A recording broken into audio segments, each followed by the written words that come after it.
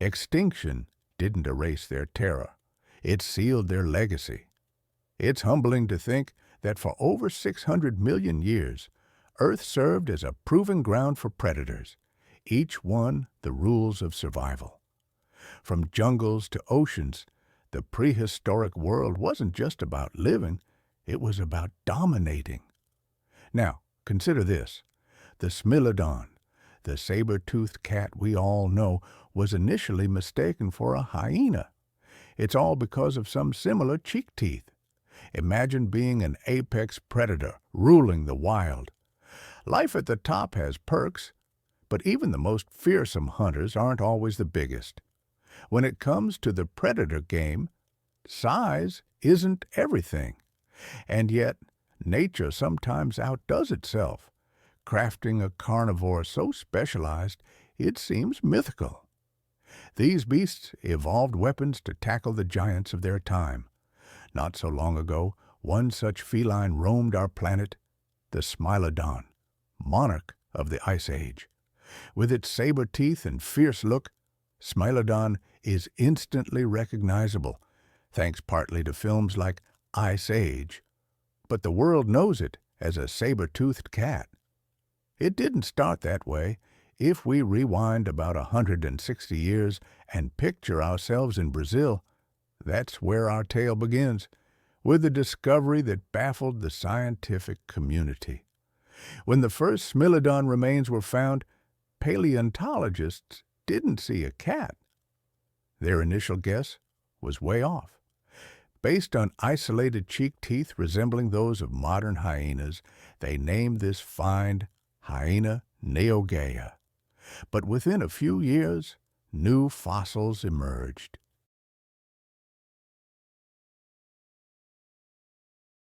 Suddenly, scientists had more than just teeth, a jigsaw puzzle of prehistoric proportions.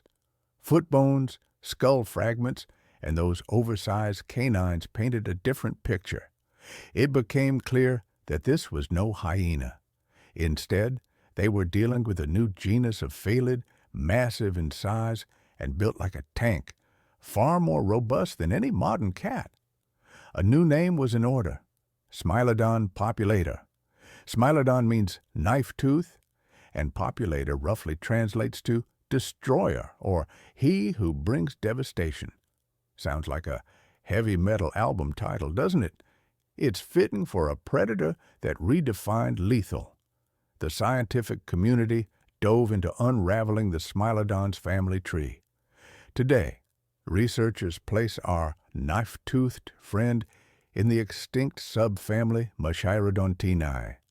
This subfamily houses most of what we call saber-toothed tigers. Though saber-toothed cats is more accurate, since these ancient felines aren't closely related to modern tigers or any living cats. Their closest living relatives might be members of the felini subfamily, which includes our domestic kitties. Within the Misidentified, Smilodon found itself in an even more exclusive club, the Smilodonini, or dirk-toothed cats. This group is exclusive, with only 5 known genera. But what Smilodonini lacks in diversity, it makes up for in star power, thanks to Smilodon.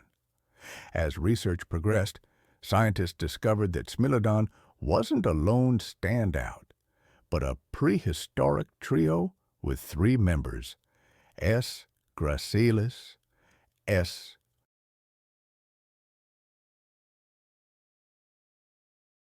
Fatalis, and S. Populator. If you found yourself facing any of these, you probably wouldn't care which one was about to turn you into lunch, but they did have differences. First, we have S. Gracilis, the elder statesman appearing in North America about 2.5 million years ago, descending from an older genus called Meganterion. Next came S. Fatalis, strutting onto the scene roughly 1 million years later. Last, S. Populator made its grand entrance about 600,000 years after Fatalis. S. Gracilis, while no slouch, was the runt of the litter, weighing about the same as a modern jaguar. S. Fatalis, living up to its name, was a step up, matching an African lion in size but packing extra muscle, about 280 kilos or 620 pounds. That's on par with the largest tigers today. But S. Populator dominated them all. This behemoth pushed the boundaries of felid physiology, with the largest specimens estimated at 470 kilos or 1040 pounds. That's about the same as a medium-sized polar bear. Interestingly, unlike many modern big cats, Smilodons didn't seem hung up on gender norms. Studies suggest there wasn't a significant size difference between males and females, a trait scientists call low sexual dimorphism. In practical terms, it didn't matter if you were facing a male or female Smilodon. The Smilodon wasn't just big, it was built like a prehistoric tank. Its heel bone, for instance, was a marvel of natural engineering, robust and elongated.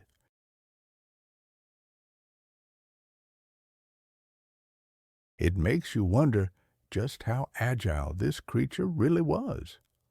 Some paleontologists even speculate that these Ice Age acrobats could have outleaped modern lions, which have been observed clearing heights of 15 feet. I can hardly imagine a cat the size of a bear capable of leaping over a one-story building.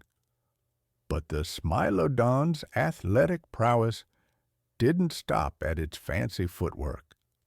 If modern big cats have arms that could crush you, Smilodon's forelimbs took it to the next level. They were approximately 20% thicker than you'd expect for a cat of its size, giving it incredible strength, surpassing even that of the larger American lion. And at the end of those muscular arms, Smilodon was further armed with fully retractable claws, razor-sharp and curved like prehistoric scimitars. They were proportionally enormous, even for a cat of Smilodon's size.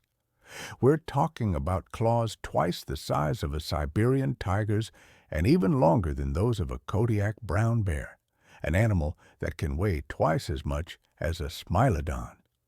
These weren't just weapons. They were nature's equivalent of grappling hooks, perfect for latching onto large prey. But let's be real. When we think of Smilodon, it's not its impressive vertical leap or powerful forearms that come to mind.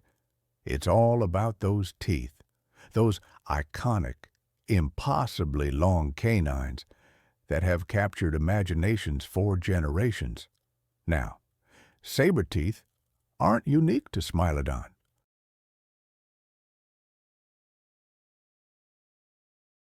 Nature has played around with this dental design in various mammals and even some non-mammals throughout history. But Smilodon perfected it, taking the concept to an entirely new level. What made Smilodon's fangs special wasn't just their presence, but their sheer audacious length. We're talking about canines so long they protruded well beyond the lower jaw, a feature that was uncommon even among other saber-toothed cats. To put it in perspective, Smilodon's canines could grow up to 8 inches long. That's longer than many modern kitchen knives. They were precision instruments of prehistoric destruction. Shaped like deadly daggers with sharp points and smooth, narrow sides, these teeth were designed to pierce deep into flesh with devastating efficiency. Here's where things get really interesting. You'd expect a predator with teeth like that to have a powerful bite to match. But surprisingly, studies have shown that Smilodon's bite was relatively weak, only about 1,000 newtons, which is 4 times weaker than a modern lion's. So, how did it kill? Well, that's been a subject of much debate among paleontologists. One popular theory suggests that Smilodon was the original ambush predator. Picture this: a Smilodon hidden in dense vegetation, waiting for the perfect moment. Then, with a powerful leap, it pounces on its unsuspecting prey. Using those muscular forelimbs and grappling hook claws, it pins down its victim.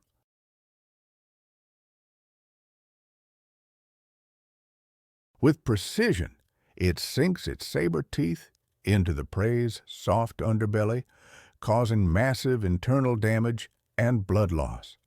But not everyone buys this gut-stabbing hypothesis.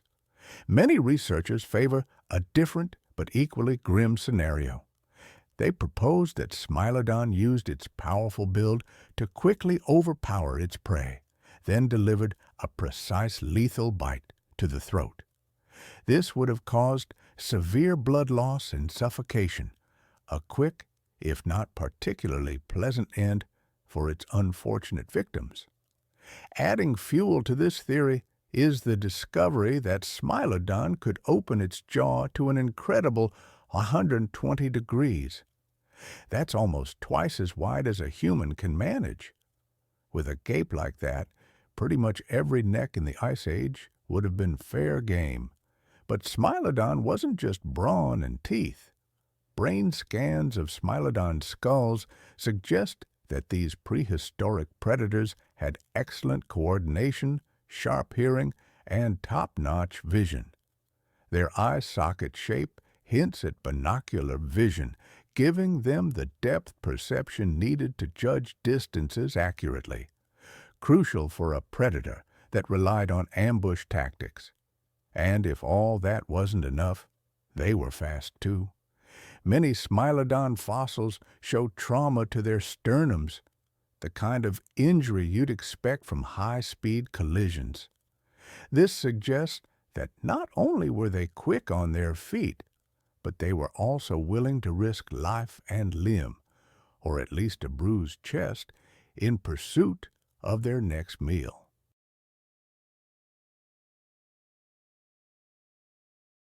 Smilodon's unique traits, along with its powerful weaponry, made it a versatile hunter capable of taking down a wide variety of megafaunal prey. The specific animals it targeted varied based on the region it called home. In North America, their prey included oversized versions of animals we recognize today, giant bison, camels, and if the opportunity arose, even mastodons and Columbian mammoths. Yes, these cats were taking down creatures that dwarfed modern elephants.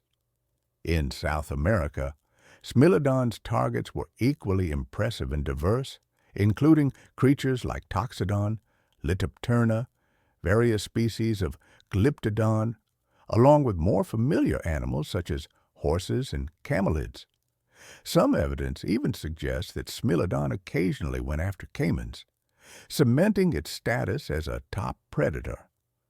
We know what Smilodon ate thanks to skeletal evidence such as tooth marks on bones, or Smilodon remains found alongside those of their prey, providing vital clues about its diet.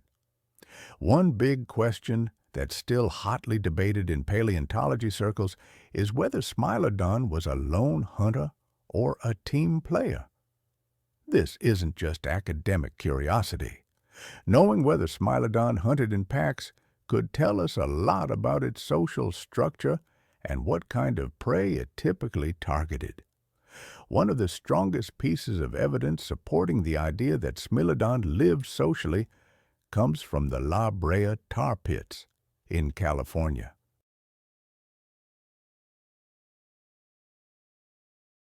These California tar pits are a gold mine for paleontologists, preserving countless Ice Age animals that got stuck in the sticky asphalt. But most of the bones found in La Brea aren't from herbivores. I've always been drawn to the La Brea tar pits. Imagine the scene. Herbivores blundering into sticky asphalt, utterly trapped. But what truly fascinates me is the fate of the predators. They, too, became hopelessly ensnared, often while trying to feast on the already doomed herbivores. Smilodon fossils are the second most common find in these pits.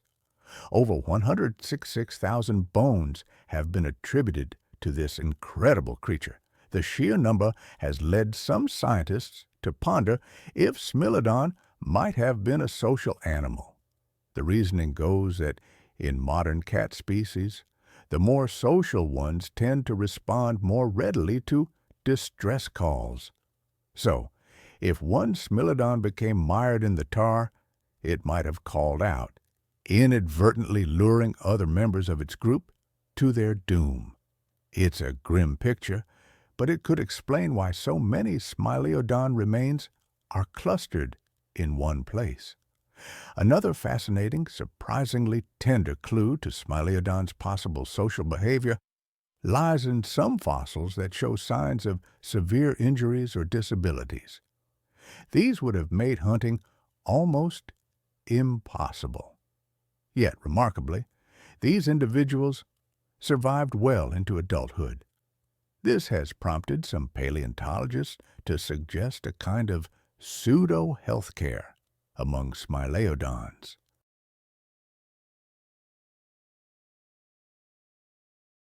The idea is that these injured cats were cared for by their fellow Smilodons, much like modern lions or wolves support injured members of their pride or pack. One famous example is a Smilodon fossil displaying signs of hip dysplasia from a young age, yet it still reached adulthood. It's difficult to imagine how such an animal could have hunted successfully alone. This leads to the heartwarming, if speculative, image of Smilodon families caring for their own. Not everyone is convinced by this Smilodon social club theory. Some researchers point out that Smilodon remains found outside of predator traps, like La Brea, tend to be more isolated. They argue that this suggests a more solitary existence, more in line with many modern big cats. Regardless of whether Smilodon was a team player or a loner, one thing's certain, it was at the top of the food chain. But that doesn't mean it lacked competition. The Ice Age was a time of giants, and Smilodon wasn't the only predator with an appetite for mammoth-sized meals. Two of Smilodon's biggest rivals were the American lion and the dire wolf. Now, if you're picturing the dire wolves from Game of Thrones, it's worth noting that, while real dire wolves were impressive, they weren't quite as monstrous as their fictional counterparts. But they were formidable predators in their own right. Isotope analysis reveals that they had a diet very similar to Smilodon.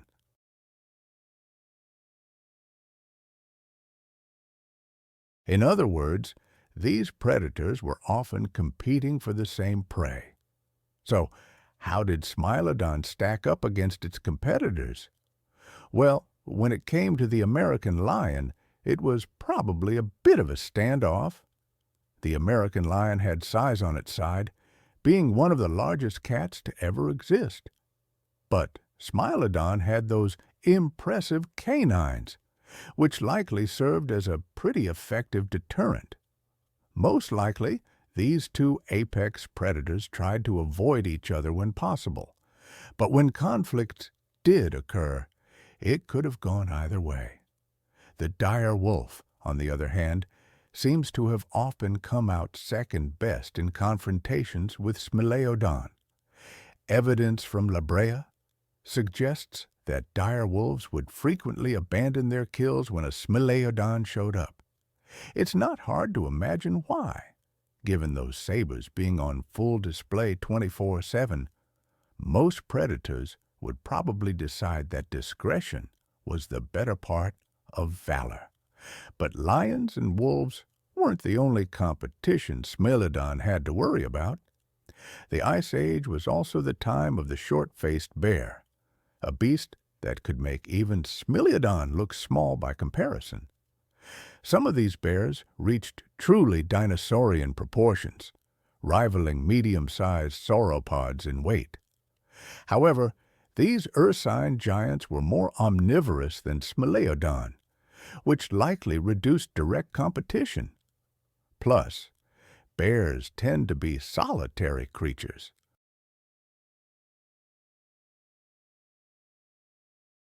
So, if a group of Smilodons encountered one, the bear would likely have decided that this particular picnic basket wasn't worth the trouble. Now, we've talked a lot about Smilodon's impressive hunting adaptations, but there's one question we haven't addressed yet. How on earth did it eat with those ridiculous teeth? After all, those saber-like fangs seemed like they would have been quite the obstacle during feeding. Well, Smilodon had a solution for that too. Unlike most predators that can chomp down from the front, Smilodon was equipped with specialized slicing teeth called carnassials. These teeth, situated on the sides of the mouth, worked like biological scissors, shearing through meat with ease. To eat, Smilodon would have turned its head to the side, using these carnassials to slice off manageable chunks of meat while its saber teeth stayed out of the way. If this eating style sounds familiar, that's because you might have seen it in action. Many modern cats and even other predators use a similar technique when tackling tough pieces of meat.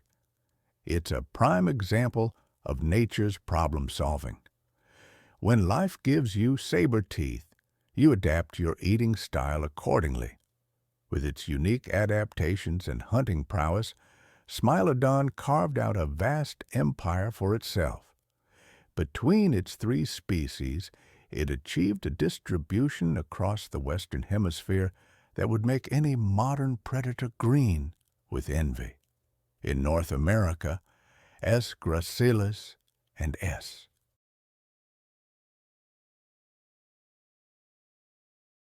Fatalis roamed from coast to coast, reaching as far north as Alberta, Canada. Meanwhile, in South America, S. fatalis and S. populator established a domain stretching all the way down to Patagonia. But Smilodon wasn't just geographically widespread, it was also adaptable. Fossils have been found in a diverse array of environments, from grasslands and plains to woodlands and closed forests, from savannas to subtropical forest, and even mammoth steppes. This adaptability allowed Smilodon to live alongside a veritable who's who of Pleistocene megafauna. We're talking about a world where you might encounter short-faced bears, proboscideans, ground sloths the size of cars, armored glyptodonts, the rhino-like toxodon, camels, deer, horses, bison, and even terror birds. I sometimes think about what it must have been like to walk through those ancient Ice Age landscapes. Not just the mammoths, impressive as they were. No, the truly terrifying creatures were the saber-toothed cats, the Smilodon. It was like a real-life version of the ice levels in every video game, but with 100% more lethal prehistoric cats. Our ancestors likely crossed paths with Smilodon around 25,000 years ago. Imagine being one of those early humans, armed with nothing but primitive tools, coming face to face with a saber-toothed cat. The relationship between humans and Smilodon was likely tense. We were competing for the same food.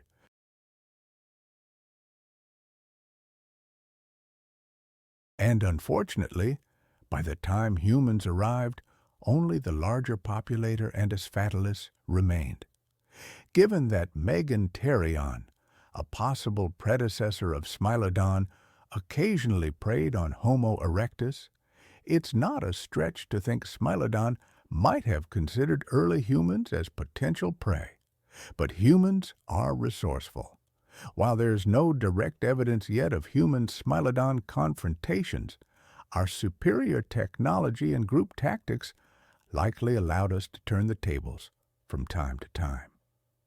In 2021, researchers discovered a petroglyph that seems to depict humans observing a Smilodon from afar. It's a glimpse into a world where our ancestors shared the landscape with these magnificent and terrifying creatures. But this coexistence didn't last. Smilodon disappeared from the face of the earth. The youngest remains of both Fatalis and Populator date back to around 10,000 years ago, about when humans were figuring out agriculture. The extinction of Smilodon continues to fuel debate among paleontologists. Some argue that humans played a significant role either through direct competition or by altering habitats. Others are less convinced. The more widely accepted theory points to the broader Quaternary extinction event. This was a period of climate change that saw the disappearance of many large animal species in North and South America. As the megafauna that Smilodon relied on for food began to die out, the saber-toothed predator found itself in an increasingly precarious position.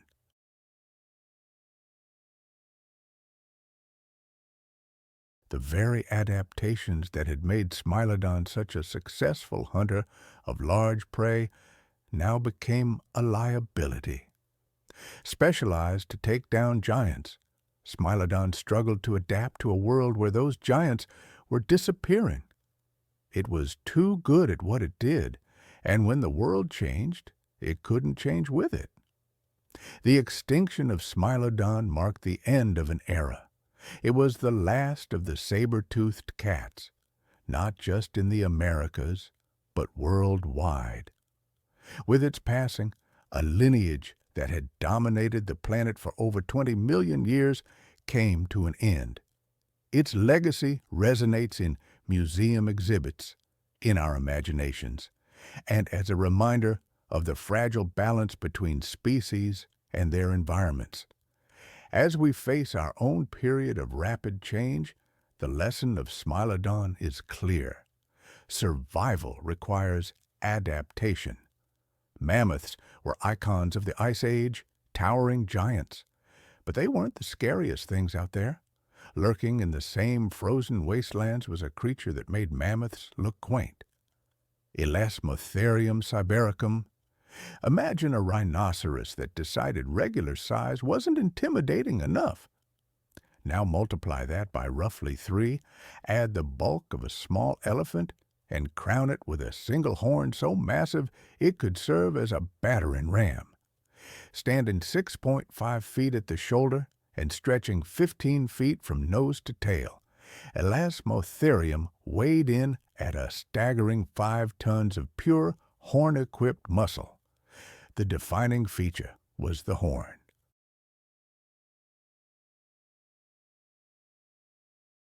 Not horns, plural, like its modern rhinoceros descendants, but a single, massive horn that could reach lengths of up to 6 feet. 6 feet of solid pointed bone jutting from the center of its forehead, like some prehistoric unicorn's fever dream. Unlike the mammoth's curved tusks, which were primarily tools for foraging and occasional defense, Elasmotherium's horn was purpose-built for devastation. It was perfectly positioned for charging attacks, designed to concentrate the full force of 5 tons of angry herbivore into a single armor-piercing point. Any creature unfortunate enough to find itself on the receiving end of an Elasmotherium charge wasn't just facing injury, it was facing obliteration. The horn was just the beginning.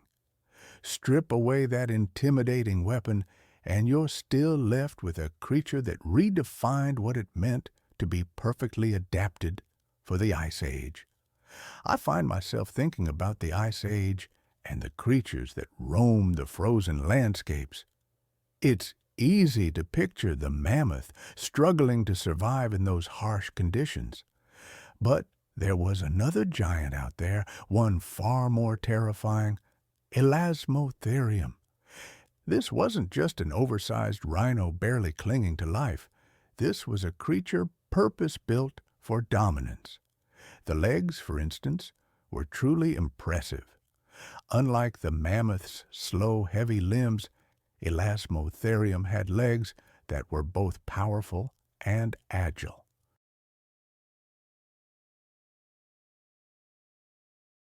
They weren't just for standing, they were the engine of a 5-ton charging machine, capable of flattening anything in its path. While mammoths carried their weight evenly, Elasmotherium was front-loaded, designed for catastrophic collisions. It was millions of years of brutal efficiency honed into a single purpose: impact. The shoulder muscles alone could absorb shocks that would shatter the bones of lesser creatures. And perhaps most critically, Elasmotherium solved the energy problem that plagued many Ice Age giants. Mammoths needed vast quantities of vegetation, but Elasmotherium's digestive system was optimized for extracting maximum nutrition from sparse grasses. It wasn't just surviving, it was thriving. Its skull, like a natural helmet, could withstand fatal impacts. It wasn't just protection, it turned the entire head into a weapon. When Elasmotherium charged, the entire front end became an organic siege engine. The mammoth relied on group protection. Elasmotherium needed no such thing. It was a solitary predator's nightmare, capable of defending resources through sheer individual dominance. While mammoths huddled together, Elasmotherium stood alone because nothing else posed a credible threat. Then there was the horn, that magnificent, terrifying horn, up to 6 feet long and potentially weighing 100 pounds. Not a decorative piece, but a weapon that could punch through ice, tree trunks, and anything else that dared challenge it.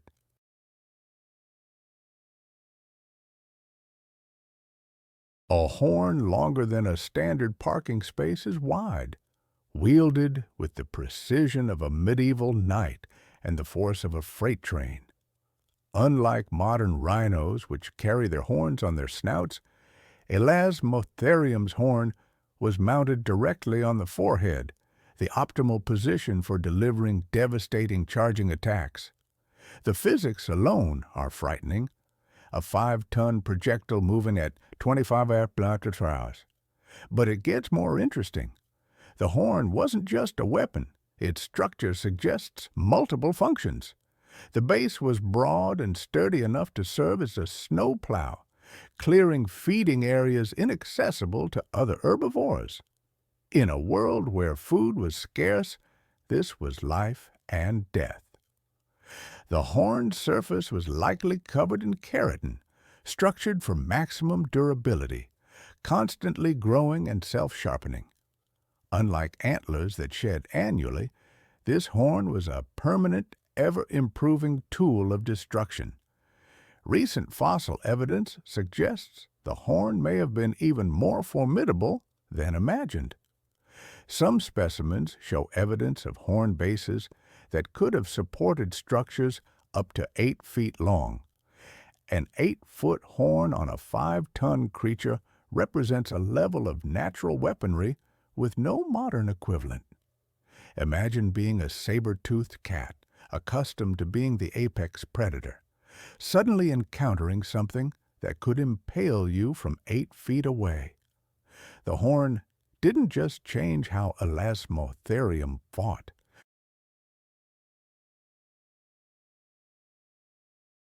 It changed how everything else on the Ice Age landscape had to live, constantly aware that somewhere in the frozen wilderness there was a creature carrying a weapon that could end any confrontation before it began.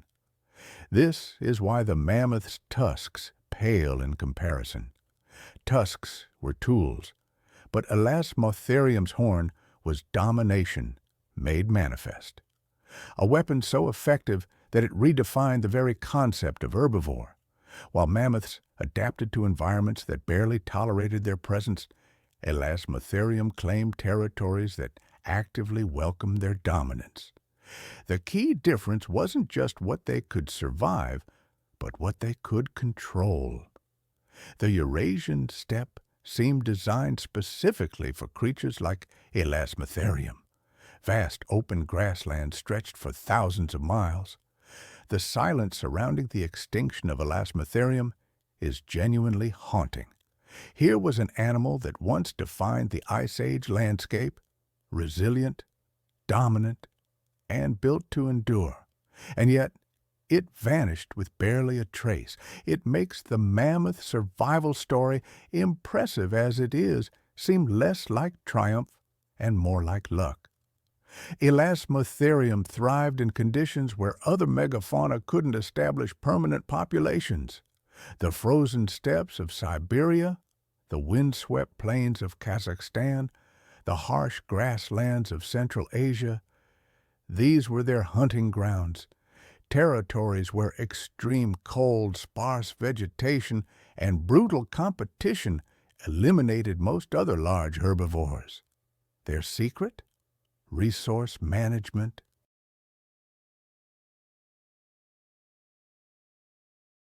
Mammoth herds required vast areas, moving constantly to find food. Elasmotherium operated differently. They were territorial specialists, claiming specific ranges and defending them aggressively, making migration unnecessary. That horn wasn't just a weapon. It was a property deed written in bone and enforced through violence. This gave them advantages during the harshest periods of the Ice Age. When food became scarce, mammoths kept moving, burning calories. Elasmotherium cleared their territory of competitors and settled in. They could access buried vegetation, defend prime feeding areas, and maintain energy reserves. The fossil record tells a story of prosperity. Remains have been found across a range from Ukraine to Mongolia, suggesting successful territorial expansion, not desperate wandering. They were the landlords of the Ice Age, collecting rent in the form of exclusive access to the best grazing areas. Unlike mammoth populations, which fluctuated dramatically, Elasmotherium populations remained relatively stable. It wasn't luck, but a survival strategy so effective it made them nearly immune to environmental press.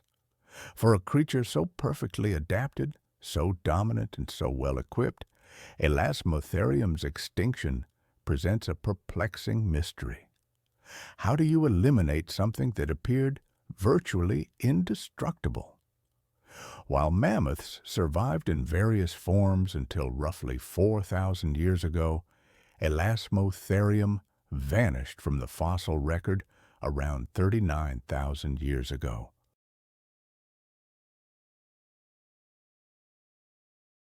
It wasn't a gradual decline, but a sudden, complete disappearance that left no descendants and few clues.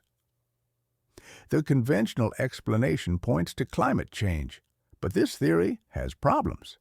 Elasmotherium had already survived multiple ice ages and warming periods.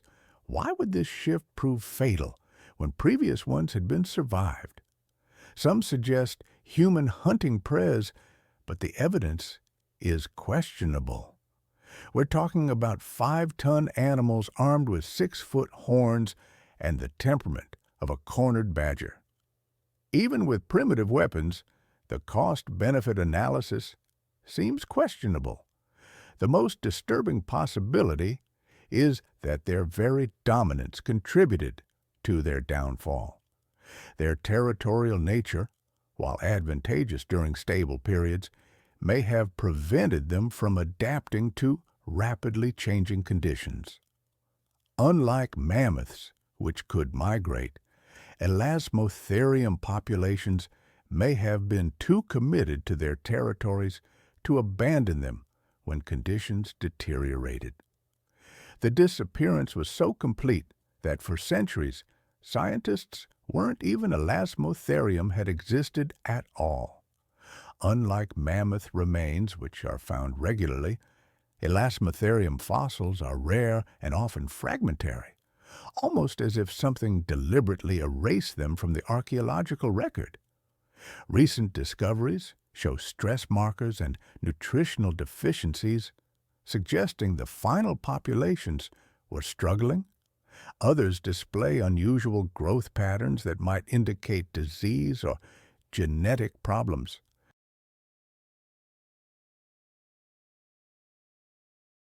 The picture emerging is of a species that didn't just disappear, but collapsed suddenly and catastrophically.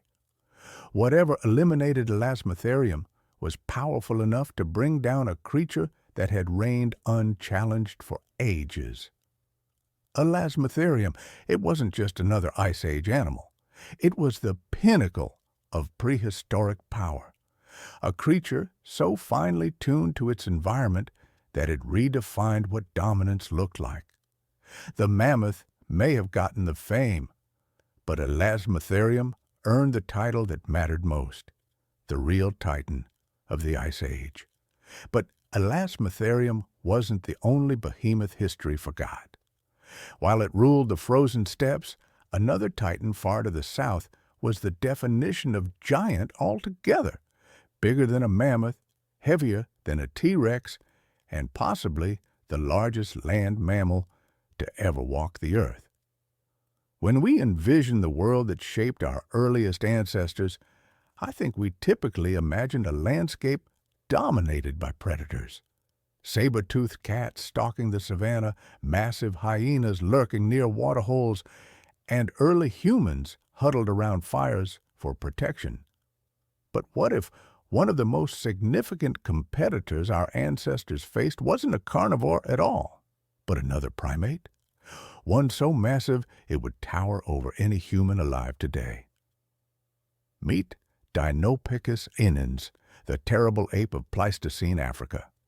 Standing over 1.5 meters, or around 5 feet tall when upright, and weighing up to 150 kilograms, or 330 pounds, it was nearly 5 times heavier than today's largest baboons.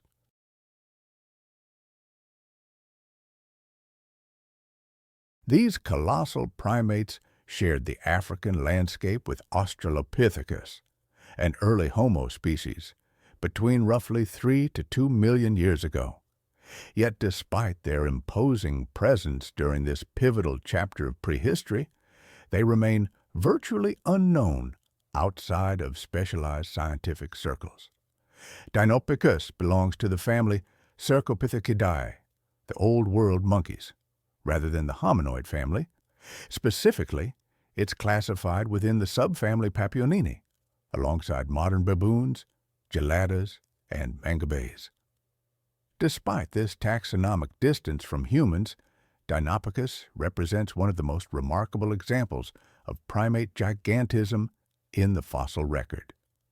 The genus first entered scientific literature in 1938 when paleontologist Robert Broom described Dinopithecus inans, based on fossil remains from Sterkfontein, near Pretoria, South Africa.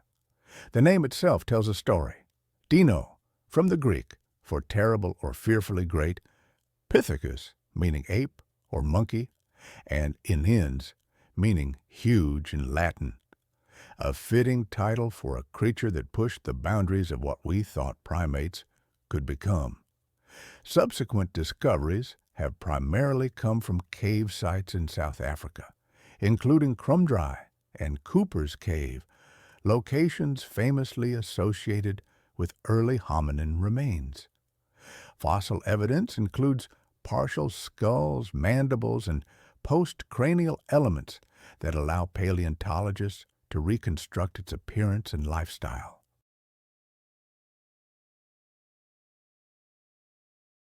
Most fossils date between 3 and 2 million years ago, placing Dinopithecus firmly in the Pliocene epoch alongside early Australopithecus and Homo species. Physically, Dinopithecus was a scaled-up baboon built for terrestrial power. Its skull alone made up to 30 centimeters in males and featured an elongated muzzle, enlarged canines, and a prominent sagittal crest for anchoring massive jaw muscles, indicators of both feeding strength and male-male competition. The mandible was exceptionally robust, with a deep body adapted to handle powerful chewing forces far beyond what is seen in modern baboons. Dental analysis shows a heavy emphasis on grinding plant material. Large molars with thick enamel point to a diet that included fibrous vegetation, seeds and tubers, foods that required prolonged mastication. These adaptations suggest Dinopithecus could exploit tough resources that smaller primates couldn't process efficiently, offering a survival edge in diverse or fluctuating environments. Still, for all that chewing power, it needed a body that could carry the weight, literally. Though fossilized post-cranial remains are fragmentary, they leave no doubt. This was a ground dweller, built like a fortress. The bones are dense, the muscle attachments oversized, and the proportions suggest a primate that moved low and heavy. It wasn't agile, but it didn't need to be. It was stable, durable, a four-limbed tank that could traverse both woodland and savanna.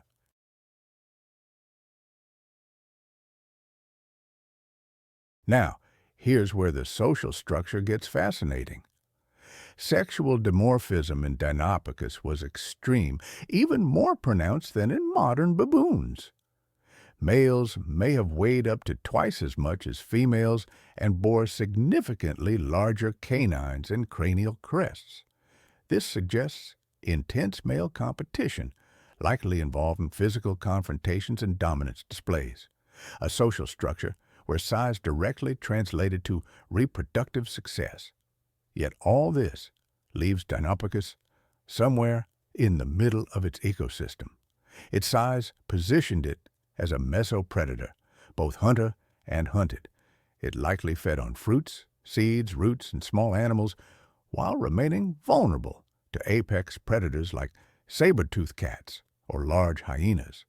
Its bulk, strength, and potential for aggressive defense would have made it a formidable opponent, one that early hominins may have respected, avoided, or even competed with. Modern baboons are notoriously territorial, confrontational, and quick to violence when threatened. And Dinopithecus almost certainly took that to the extreme, with large, dominant males leading the charge. A threatened troop could have erupted into an explosion of noise, displays, and physical retaliation. Raised hackles, deafening vocalizations, and jaw-clapping would have been the first warning.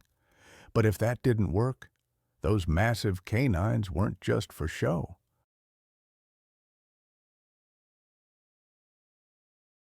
A provoked Dinopithecus, especially a protective male, could have delivered devastating bites and powerful strikes capable of injuring or killing mid-sized predators.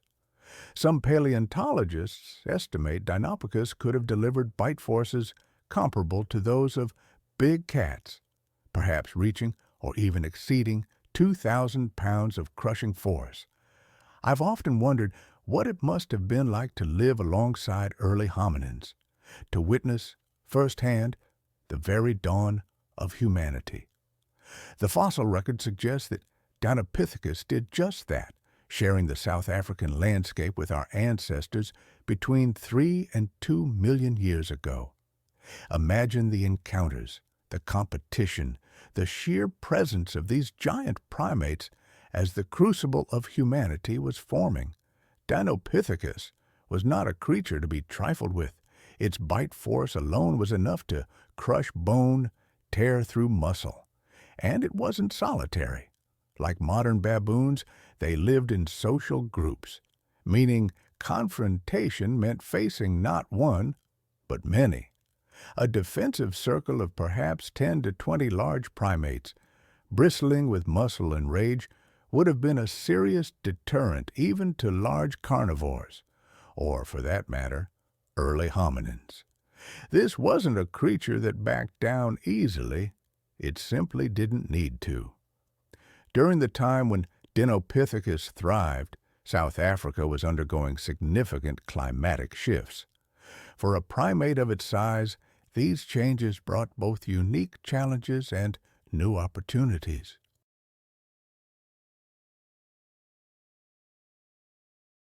Forests were gradually giving way to more open woodlands and grasslands, a transition that favored adaptable, ground-dwelling species. Fossil sites where Dinopithecus remains have been found suggest it inhabited a mosaic landscape of open savanna interspersed with woodlands and riverine forests, environments not unlike those preferred by modern baboons.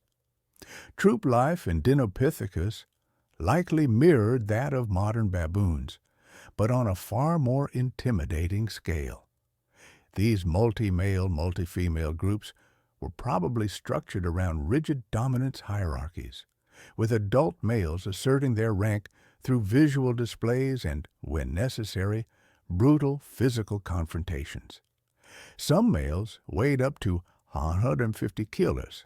These clashes were anything but subtle. Adult males likely positioned themselves on the outskirts of the troop, forming a living barrier against potential predators. At dawn, the group would descend from cliffs or tall trees, safe havens used to avoid nocturnal hunters.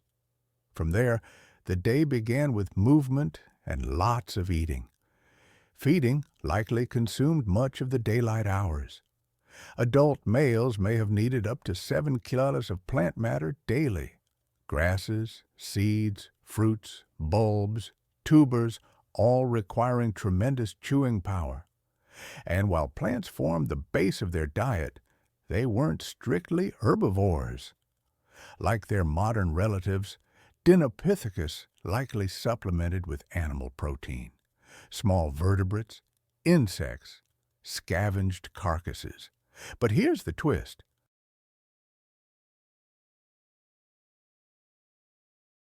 With their size and strength, they may have taken things further. Juvenile antelope or the young of larger prey animals weren't out of the question. And when it came to disputed carcasses, their bulk alone may have been enough to intimidate other predators into backing off. Much like modern papionins, Dinopithecus likely relied on a rich set of vocalizations, facial cues, body postures, and physical contact. With brains scaled to their size and complex social structures to manage, their interactions were probably just as nuanced, broadcasting everything from individual rank to predator warnings with a glance or a grunt. The fossil evidence places Dinopithecus in association with hominin, remains at several critical sites. At Swartkrans and Cooper's Cave in South Africa's cradle of humankind, Dinopithecus fossils have been found in the same deposits as Australopithecus robustus and early Homo specimens. This wasn't just proximity across a landscape. These primates inhabited the same immediate environments, drank from the same water sources, sheltered in the same cave systems, and likely observed each other regularly. The size disparity alone would have created a power imbalance.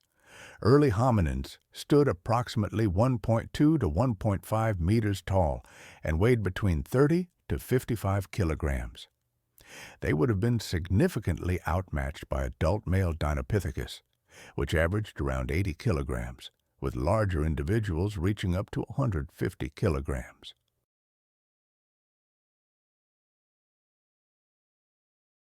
Armed with formidable canines and superior upper body strength, even the smaller female Dinopithecus would have presented a physical threat. Competition for resources was inevitable. Both groups were omnivorous with overlapping dietary preferences, though with different specializations.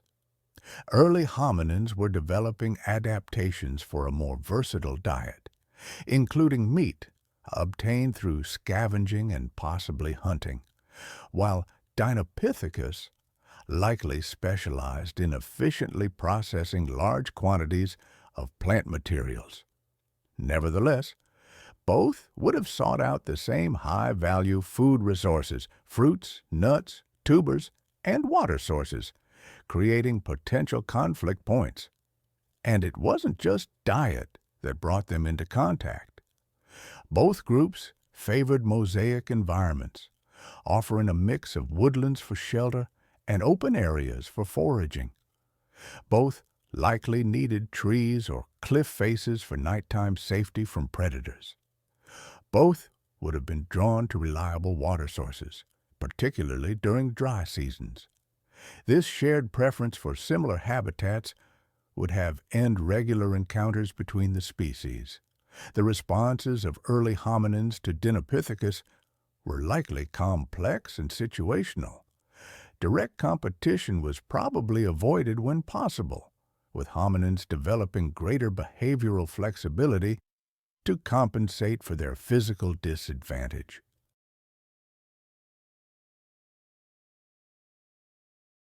This might have included adjusting activity patterns to avoid peak Dinopithecus feeding times, developing more efficient foraging strategies, or utilizing tools to access food resources unavailable to even the powerful Dinopithecus.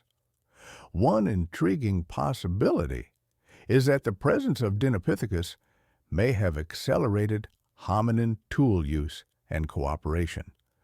When confronted with larger, more physically imposing competitors, our ancestors, the thought of early hominin sharing a landscape with megamonkeys like Dinopithecus, it stays with me.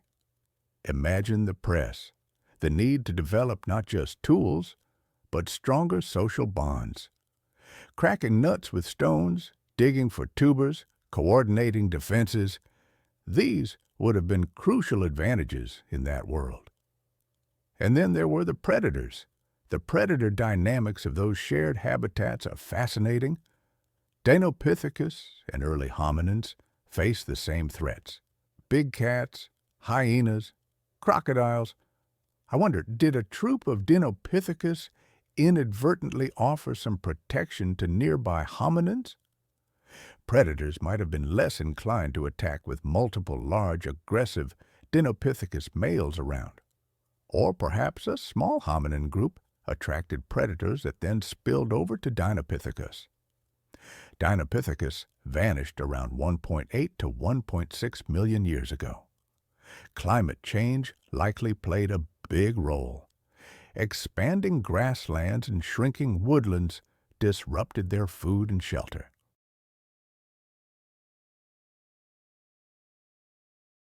Competition from smaller, more adaptable baboons probably outpaced them, especially as environment shifted to favor generalists.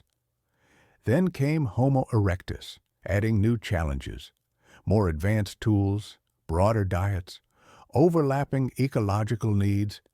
It must have intensified the competition for resources. Predation dynamics shifted too. New carnivores increased the risks, particularly for the young. And though harder to confirm, disease could have played a part. Social cohesion makes a species vulnerable to outbreaks. The very traits that once made Dinopithecus successful, large size, slow reproduction, dietary specialization, may have ultimately led to its demise. Its extinction echoes a broader trend. Large-bodied species disappearing during the Pleistocene, not in a sudden collapse, but through a gradual decline under mountain press. Speaking of formidable creatures, in ancient Greece there was a creature known as Inoxian dirus, the terrible wolf, so dominant and ferocious that even the largest prehistoric animals feared it. With jaws that could tear through flesh and bones as massive as a mammoth's, it struck fear into the hearts of all who crossed its path. The dire wolf. Apex predators of their time, dire wolves were known for their meat-centric diet and intimidating hunting skills. Their unique dental features, like distinct posterior cuspids and transverse crests, set them apart from other wolf species.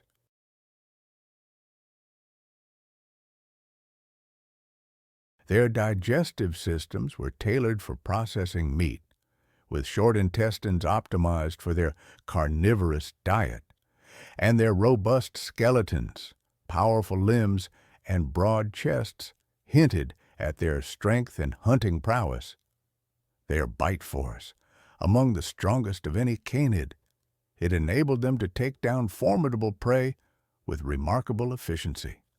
Dire wolves prowled diverse landscapes, from the plains of North America to the arid savannas of South America and the steppes of Eastern Asia. In North America, they hunted bison antiquus, Pleistocene horses like Equus scotti, and large ground sloths like Megalonyx. In South America, they feasted on large ground sloths, glyptodonts, toxodons, mastodons, and extinct camels like Hemiarchenia. In the Eastern Asian steppes, they faced formidable opponents like woolly mammoths, woolly rhinoceroses, steppe bison, and wild horses. They faced fierce competition from other predators like Xenocyon, Smilodon, the American lion, and the giant short-faced bear, battling for dominance in the food chain. At La Brea, they clashed with predators and scavengers amidst trapped herbivores, showcasing their dominance by outnumbering gray wolves 5-1. They were resilient, even in challenging environments. Living in monogamous pairs and hunting in packs, dire wolves displayed fierce determination and adaptability.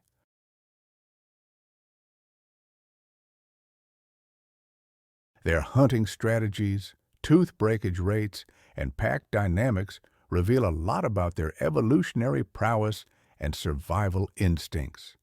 Their impressive ability to hunt a wide range of prey, their adaptability, their ferocity, and their versatility in diverse environments. It all suggests that the dire wolf truly stood as the ultimate ruler of the food chain. The origin of the dire wolf has sparked debate among scientists.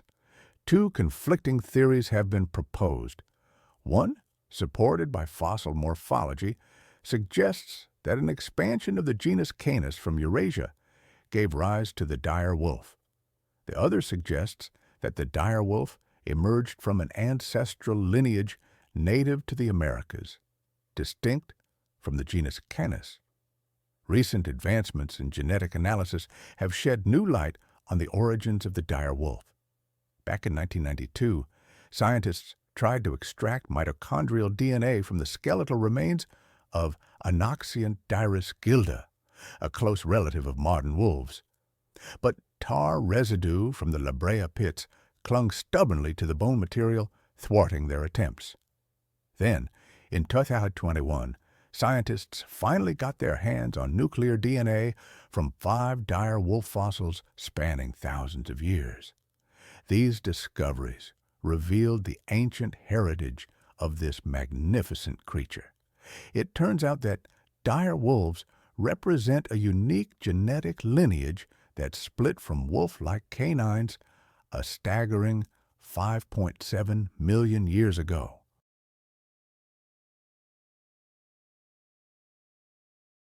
This supports the theory of an ancestral lineage native to the Americas, distinct from the genus Canis. Comparing dire wolves and gray wolves, despite the similarity in their skeletal structures, they are not closely related. This is attributed to convergent evolution, where different species develop similar traits independently, like nature's mimicry game in the animal kingdom. Dire wolves stand out as a unique species within the canine world, distinct from modern gray wolves. The story of the dire wolf spans an impressive 40 million years. It began with the arrival of the canid family in North America. I'm fascinated by how the diverse branches of this family tree, from fox-like vulpini to dog-like canini, showcase such intriguing variations. Dire wolf fossils have been discovered in so many different habitats: plains, grasslands, forested mountain areas, even arid savannas across North and South America. The most abundant fossil areas are the La Brea Tar Pits in Los Angeles and the Tule Springs in Nevada. It's interesting to note that while dire wolf remains are less common at high latitudes in North America, recent discoveries of Asian dire wolf fossils challenge previous theories about their range. Fossils have been reported in various states in the United States, with major sites located east of the Rocky Mountains. They've also been uncovered in various locations across Mexico, particularly in the San Josecito Cave and El Cedazo.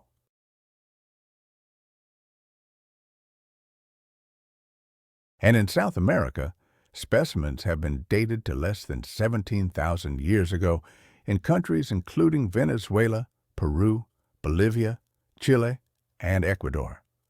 The discovery of a dire wolf fossil in northeastern China in 2020 really made me rethink some things. It suggests a migration route from mid-latitude North America across Beringia into Eurasia, which challenges previous assumptions about barriers to their dispersal. Understanding the physical characteristics of these creatures sheds light on their remarkable adaptations. The dire wolf, similar in proportions to modern North American wolves like the Yukon wolf and northwestern wolf, exhibited variations in size and morphology. Some dire wolf specimens from Rancho La Brea were smaller than the largest northern wolves today, while others were larger. The dire wolf had smaller feet and a larger head compared to modern wolves of similar body size, with a massive skull characterized by broader dimensions and a higher sagittal crest. Geographic differences were observed, with specimens from California and Mexico showing distinct craniodental features and limb proportions compared to those from east of the Continental Divide. Some had shorter and lighter limbs, making them less adapted for running than timber wolves and coyotes, while others possessed longer limbs comparable to the Yukon wolf.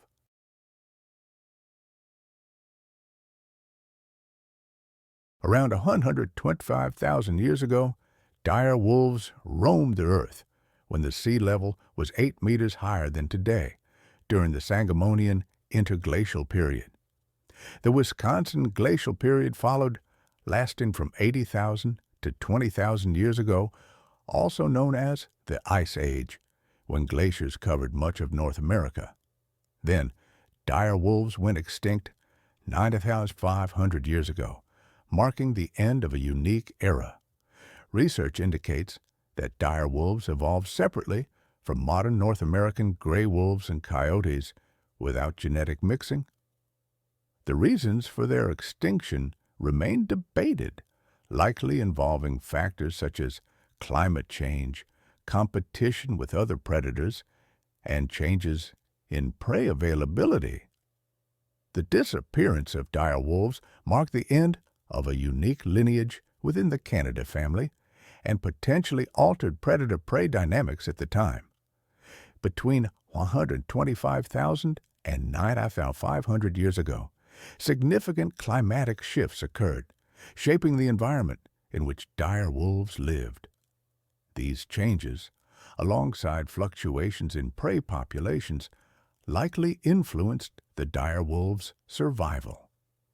They existed in diverse habitats ranging from grasslands to forests, adapting to various environmental conditions. As apex predators, they played a crucial role in regulating ecosystems, impacting the populations of herbivores and smaller predators. Their extinction represented a loss of biodiversity and disrupted ecological balances established over millennia.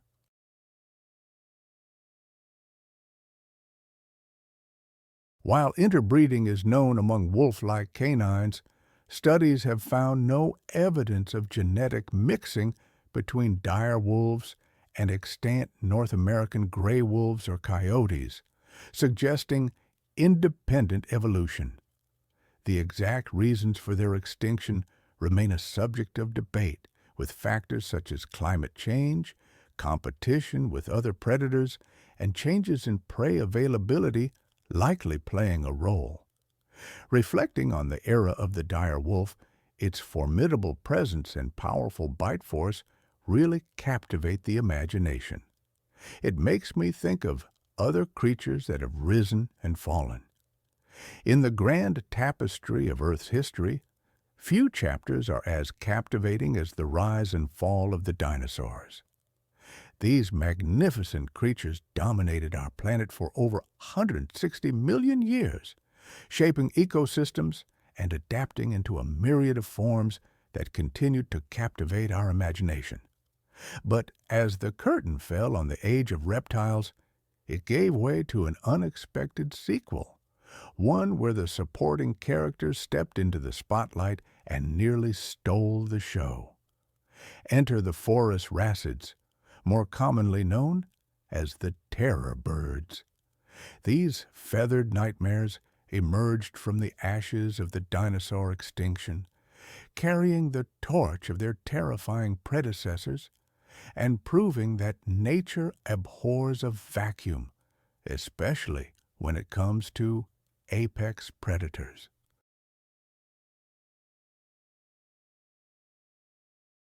Roughly 53 million years ago, in the early Eocene, the world was a very different place.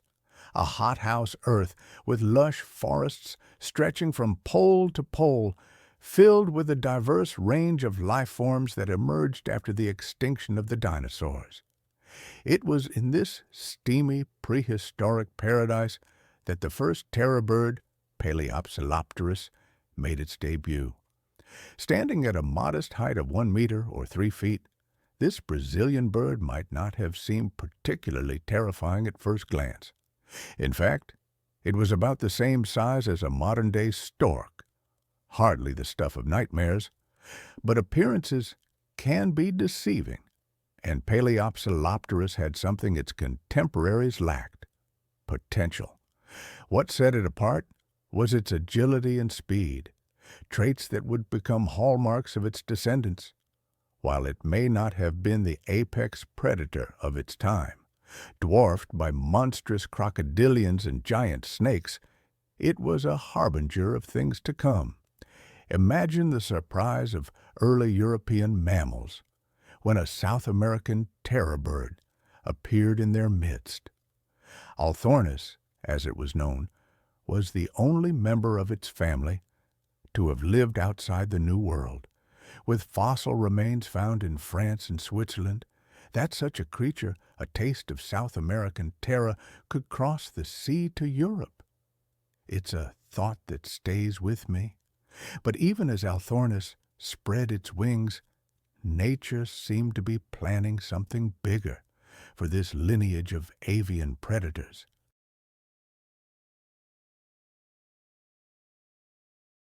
You see, the terror birds were engaged in a relentless competition with themselves, each new species trying to outdo its predecessors in size and ferocity.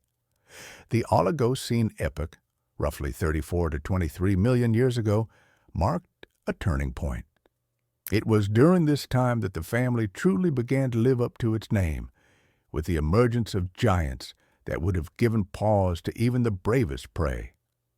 Consider Paraphosaurus, a Brazilian bird that was an absolute behemoth.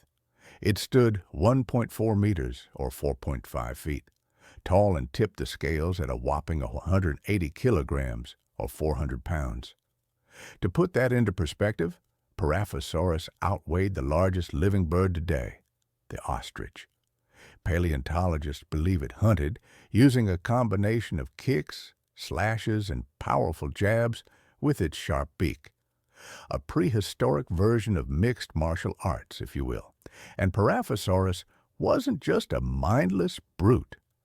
Studies of terror bird brain cases suggest that they had well-developed visual and auditory centers, indicating keen senses that would have made them formidable hunters. Yet, as impressive as Paraphosaurus was, it was merely setting the stage for what was to come.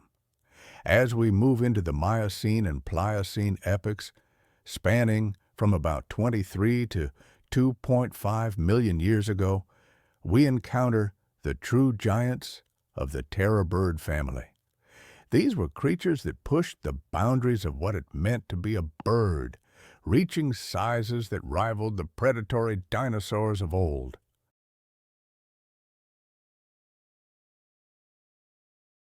Three names stand out in this pantheon of avian terrors: Titanus, Kelenken, and Brontornis. Each of these genera represents the pinnacle of the terror bird lineage, and each had its own claim to fame. Titanus, standing 2 meters or 6.6 feet tall, crossed the newly formed land bridge connecting North and South America during the Great American Interchange, becoming the only large South American predator to successfully establish itself in North America. Imagine the shock of a Pleistocene horse or ground sloth suddenly confronted by this alien predator. But as impressive as Titanus was, it was dwarfed by its cousins back in South America. Kelenken, named after a mythological Tehuelche spirit, stood a towering 3 meters or 9.8 feet tall and weighed around 250 kilograms or 550 pounds. Recent studies have shown that Kelenken and other large terror birds possessed the unique skull structure that gave them increased bite force and pecking power, suggesting they may have been capable of taking down larger prey. The title of the largest terror bird is still hotly debated, with Brontornis giving Kelenken a run for its money. While slightly shorter, at 2.8 meters or 9.2 feet, Brontornis was built like a feathered bulldozer, potentially weighing up to 400 kilograms or 880 pounds. This made it not just the heaviest terror bird, but also the heaviest carnivorous bird of all time.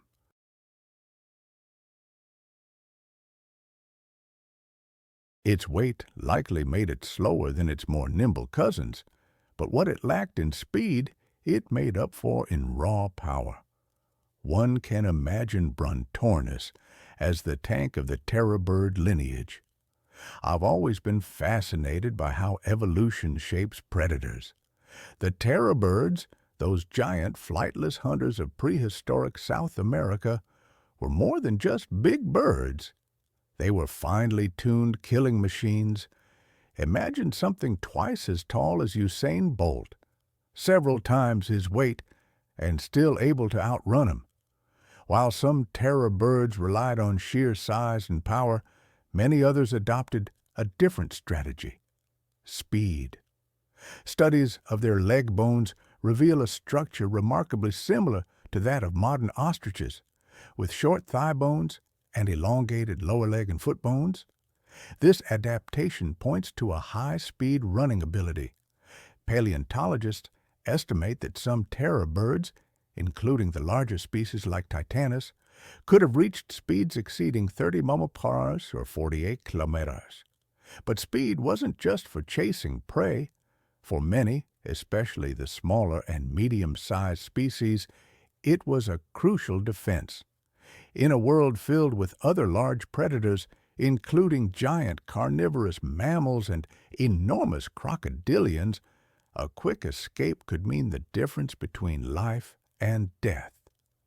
This combination of speed and size made terror birds versatile predators, capable of adapting to various hunting strategies.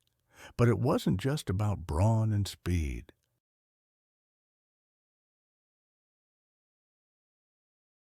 The true power of terror birds lay in their highly developed senses. Recent studies of their skulls and brain cases have revealed sensory capabilities that put them ahead of many contemporaries. While their eyesight might not have been as sharp as modern raptors, it was well developed, providing excellent depth perception, a crucial advantage for any predator.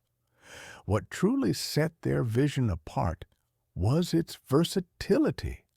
They were equally adept at seeing in bright daylight and the dim light of dawn and dusk, making them effective hunters around the clock. And their hearing? The inner ear structure suggests an acute sensitivity to low-frequency sounds. This ability would have allowed them to detect the footsteps and movements of potential prey, even when hidden by dense vegetation. Imagine a terror bird standing motionless in the prehistoric forests of South America, head cocked slightly to one side. It might appear to be resting, but every fiber of its being is alert, its incredibly sensitive ears picking up the faintest rustle of leaves. In an instant, it could pinpoint the location of its unsuspecting prey and launch into action. This combination of visual and auditory prowess made terror birds the complete predatory package, allowing them to dominate their ecosystems for millions of years. But even the mightiest rulers faced their downfall, and the reign of the terror birds was no exception.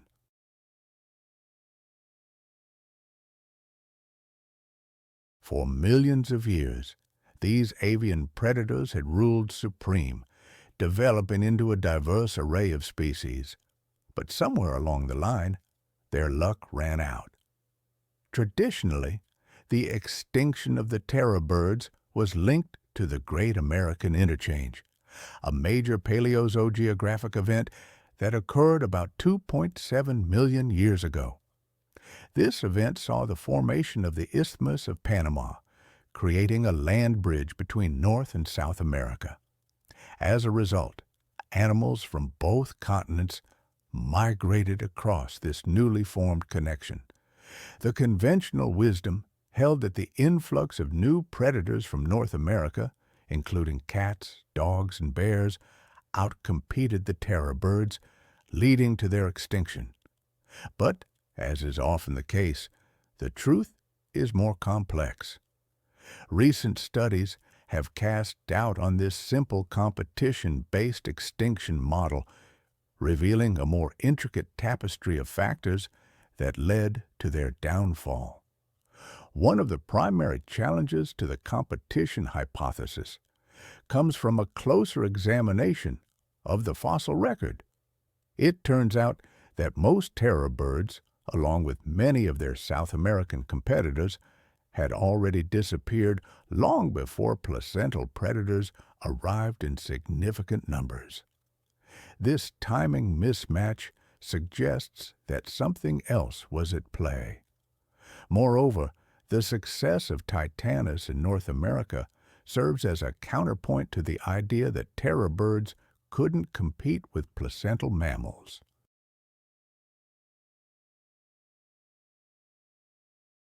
Titanus not only expanded its range northward during the interchange, but it also coexisted with large canids and felines for millions of years. Clearly, at least some terror birds were more than capable of holding their own against mammalian predators. So, if competition alone didn't doom the terror birds, what did? The answer likely involves a complex interplay of factors, with climate change playing a significant role. From the Oligocene to the Pliocene, Earth's climate was on a long-term cooling trend, culminating in a series of ice ages. This global cooling would have profoundly impacted the ecosystems that terror birds called home. As temperatures dropped and habitats changed, the lush forests that many terror bird species relied on would have given way to more open landscapes. The terror birds, they almost made it. For years, I believed they'd vanished 1,000,000 years ago, but new fossils tell a different story. Some smaller species persisted until a mere 96,000 years ago, the blink of an eye, geologically speaking. And then there's the tantalizing find. Fossils of an unidentified species dated to just 18,000 years ago. If that's true, a terror bird walked South America almost to the very moment humans arrived, roughly 15,000 years ago. What would that encounter have been like? Could the legends of giant birds in South American folklore hold a grain of truth?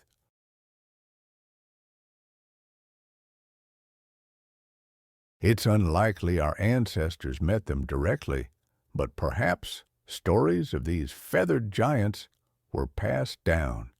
After all, we know other megafauna like woolly mammoths and giant ground sloths left lasting impressions on human culture. It's a sobering thought.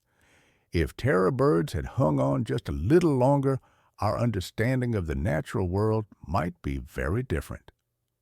Speaking of apex predators, let's consider another giant that struck terror into the hearts of all who encountered it, Tyrannosaurus rex. Its seismic movements and razor-sharp teeth have solidified its reputation as the most frightening being to walk the planet. But just how terrifying was the T-Rex, really? The first fragment of a T-Rex skeleton was discovered in Montana in 1902 by paleontologist Barnum Brown. It sparked a wave of interest in these creatures. Since then, major finds like the virtually complete specimen Sue discovered in South Dakota have offered invaluable insights into the morphology, behavior, and scientific significance of Tyrannosaurus rex. Through thorough excavation, evaluation, and reconstruction, researchers have pieced together the history of this giant predator and its reign as a prominent apex predator during the late Cretaceous period. T-Rex, along with other large theropod dinosaurs like Tarbosaurus and Daspeltosaurus, are classified within the family Tyrannosauridae.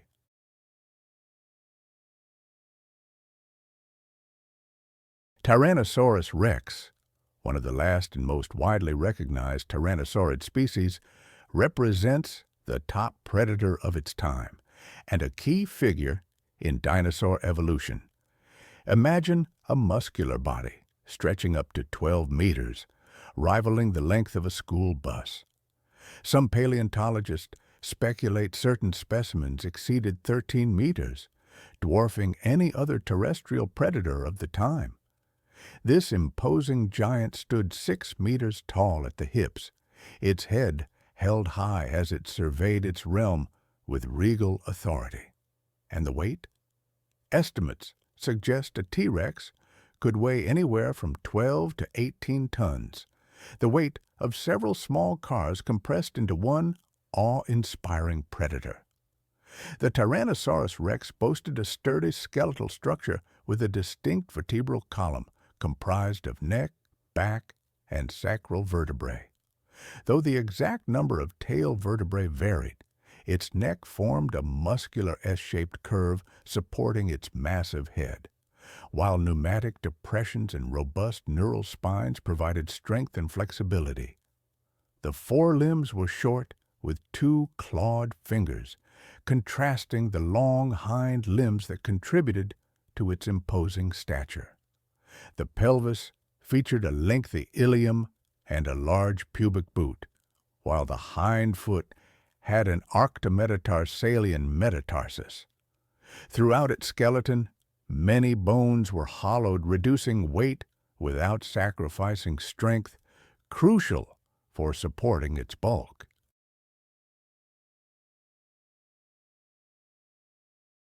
The Tyrannosaurus rex, renowned for its massive size and impressive strength, possessed skulls reaching up to 1.54 meters in length, about the size of an adult human. The skulls of Tyrannosaurus rex always struck me. They featured large fenestrae, those window-like openings, which reduced weight. But these weren't just about lightness. They showcased unique adaptations, like the extremely wide rear and narrow snout that gave the T-Rex exceptional binocular vision. These skulls, composed of massive yet fused bones with air-filled pneumatized components, were a key factor in the tyrannosaurid trend toward a more powerful bite. That U-shaped tip on the upper jaw, it allowed them to extract more tissue and bone with each bite, even if it did put extra stress on those front teeth. And those teeth, the ones in the upper jaw, had prominent ridges and tips that curled backward like cutting tools. It's what scientists call heterodonty. The remaining teeth, robust and spaced, resembled, well, lethal bananas. In the mature T-Rex, the upper jaw housed larger teeth than the lower, with the biggest one discovered measuring over 30 centimeters. So many small openings, too, in both jaws. They suggest possible sensory functions or maybe even external structures.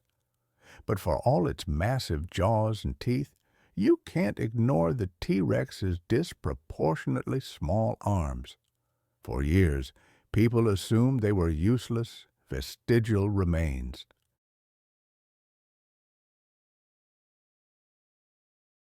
But I remember reading a paleontologist named Stephen Stanley, who proposed something quite different, that those little arms were deadly weapons. Just 3 feet long, they ended in crescent-shaped claws, sharpened to a razor edge. He theorized they could inflict deadly injuries on unsuspecting prey. Imagine the T-Rex advancing, huge head looming, while those strong front limbs made rapid slashing movements, cutting through tissue and muscle with frightening accuracy. It paints a new picture of how the T-Rex hunted, quickly and effectively immobilizing its prey. Not useless at all, but crucial weapons adding to the terror of this prehistoric predator. The Jurassic Park movies always portrayed the T-Rex as having poor eyesight. Characters could supposedly evade it by simply standing still, but recent scientific findings challenge that. Paleontologists, using comparative anatomy and fossil evidence, now believe the T-Rex likely had vision comparable to modern predators like hawks, able to detect both moving and stationary objects. It really deepens our understanding of its sensory capabilities. Some even suggest the T-Rex was an adept ambush predator, using its size, powerful jaws, and heightened senses to swiftly hunt prey. Others see it as more of a scavenger, feeding on carrion or stealing from carcasses. These differing views just highlight how complex the T-Rex's behavior and ecological role really were.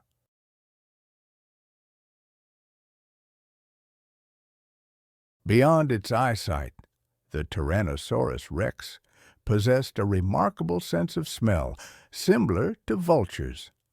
This allowed it to detect objects up to 6 kilometers away under ideal conditions. And it wasn't just about sensing prey from a distance. The T-Rex could pursue its targets at speeds reaching 25 miles per hour. That's comparable to Usain Bolt's world record sprinting speed. I can almost picture it, wandering in a primeval forest, trying to find my way back to safety, the noises of the woods echoing. Then a tremendous noise stops me. The Tyrannosaurus rex is approaching, my heart racing. I sprint frantically, feet pounding, but I feel the earth tremble as the T-Rex closes in. Glancing back, I see its massive silhouette, gleaming sharp teeth under the sun. No escape. The jaws close with incredible force. 50 to 60 teeth, each as big as a banana, pierce my skin simultaneously, sending waves of agony through my body.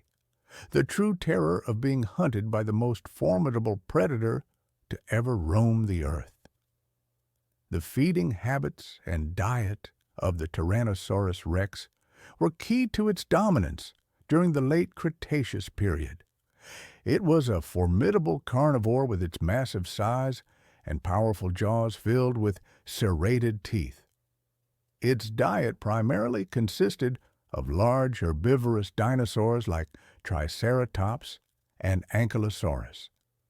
These were among the toughest dinosaurs of their time, yet the T-Rex preyed upon them.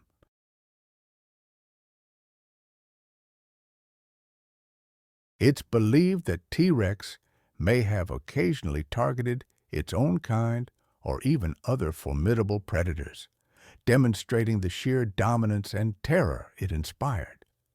The Tyrannosaurus rex had a significant impact on its surroundings.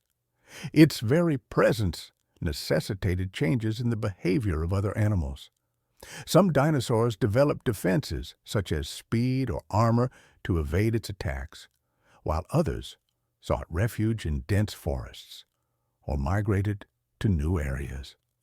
As the dominant predator, the T-Rex reshaped prey distribution and population dynamics, influencing ecological balance and predator-prey relationships. The Tyrannosaurus rex shared its environment with a diverse array of other dinosaurs, each with unique adaptations and behaviors. These included Edmontosaurus, Triceratops, Stegosaurus, Torosaurus, Albertosaurus, Pachycephalosaurus, Denversaurus, Ornithomimus, and Anzu. The T-Rex's formidable presence, forget the horned helmets and storm-tossed seas.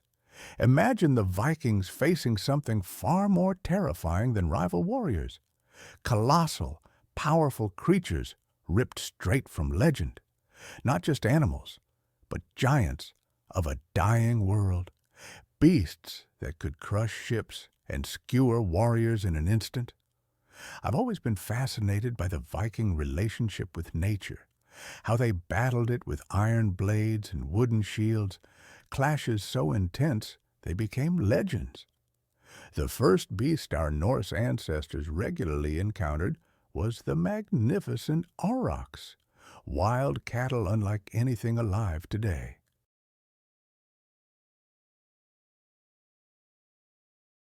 Standing at a towering 6 feet at the shoulder, these weren't your typical farm animals. A full-grown aurochs bull could weigh over 2,000 pounds, a muscular frame dwarfing even the largest modern cattle breeds. What made aurochs truly intimidating were their enormous horns, curved weapons that could span over 3 feet from tip to tip. Not defensive tools, but perfectly designed killing instruments. The forward-facing orientation allowed bulls to charge directly at threats with enough force to impale a fully armored warrior or even flip a small boat.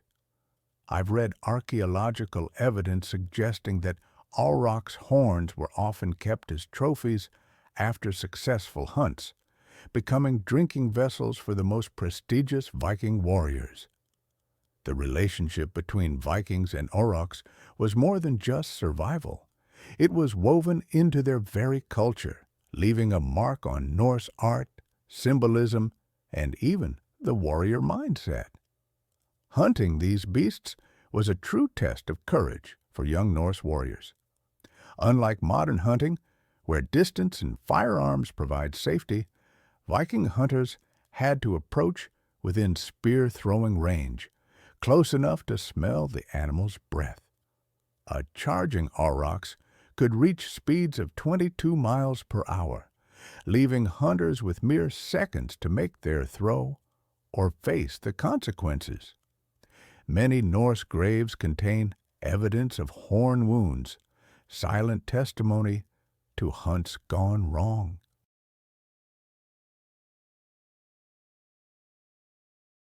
By the Viking Age, aurochs populations were already declining across Europe due to habitat loss and hunting preyers. The last known aurochs died in 1627 in Poland's Jaktorov forest, long after the Viking era had ended. But the land wasn't the only domain where Vikings encountered magnificent creatures that have since vanished. The seas that formed their highways held their own vanished giants. If you sailed with Vikings across the North Atlantic, you would have witnessed an extraordinary sight along rocky coastlines. Colonies of thousands of black and white birds standing upright like tiny sentinels. The great auk, often called the original penguin, bore a striking resemblance to its southern hemisphere counterparts, despite having no direct relation. Standing about 2.5 feet tall, these flightless birds were perfectly adapted to the cold waters of the North Atlantic. Their wings had transformed into powerful flippers that propelled them through the ocean with remarkable speed.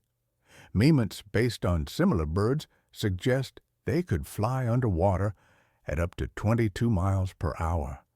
On land, however, they were awkwardly vulnerable, waddling upright on two legs, unable to take flight when danger approached. For Vikings, the great auk represented an almost absurdly convenient resource. Unlike most prey that required chasing, these birds couldn't flee effectively on land.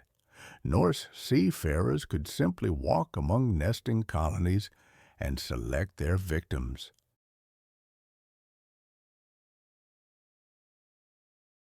Archaeological evidence from Viking settlements in Iceland, Greenland, and the Faroe Islands reveals vast quantities of great auk bones in kitchen middens, often showing cut marks consistent with meat removal.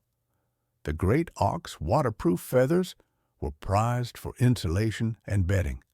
Its fat provided lamp oil, and its beaks became decorative items.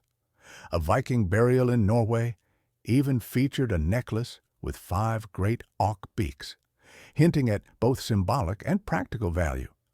Ironically, the bird's marine adaptations made it vulnerable, breeding only on a few remote islands, laying a single egg on rocky ground. By the Viking Age, human hunting had already forced some colonies to vanish.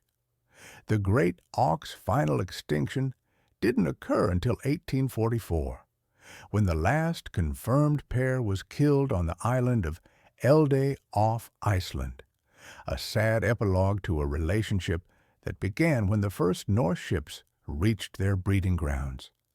The birds that had once numbered in the millions, forming colonies so vast they darkened shorelines, vanished because they had no natural defense against human predation. While Vikings ventured across vast oceans, the forests that surrounded their settlements held creatures just as remarkable and far more dangerous. Among these was a distinct forest giant that many researchers now believe represented a specialized hybrid population, the European forest elk, or Skogs elger in Old Norse.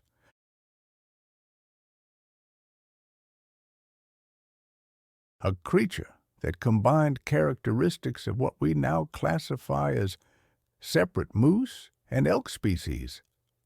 Standing up to 7 feet at the shoulder with magnificent palmate antlers spanning up to 6 feet across, these forest giants were truly imposing. Archaeological evidence from Viking settlements reveals distinctive antler configurations unlike modern European moose populations, suggesting these animals represented a unique genetic lineage that has since disappeared through hunting prey and hybridization with other cervid populations. What made these forest elk particularly remarkable was their coloration and behavior. Unlike modern moose with their uniformly dark coats, Viking-era sources, I've often wondered what it must have been like to encounter the forest elk that once roamed Scandinavia. Cave paintings suggest these animals had distinctive light patches on their sides and shoulders. It's thought that this created a mottled appearance, an excellent camouflage in the dappled light of the forests. These elk were reportedly more aggressive than modern moose, especially during rooting season. The bulls would actively defend their territories, not just compete for females. For Viking communities, these massive deer were a crucial source of sustenance. A single animal could provide over 500 kilos, that's 1,100 of meat. enough to feed a small village for weeks during the harsh northern winters. Their hides were tougher and more durable than domestic cattle leather.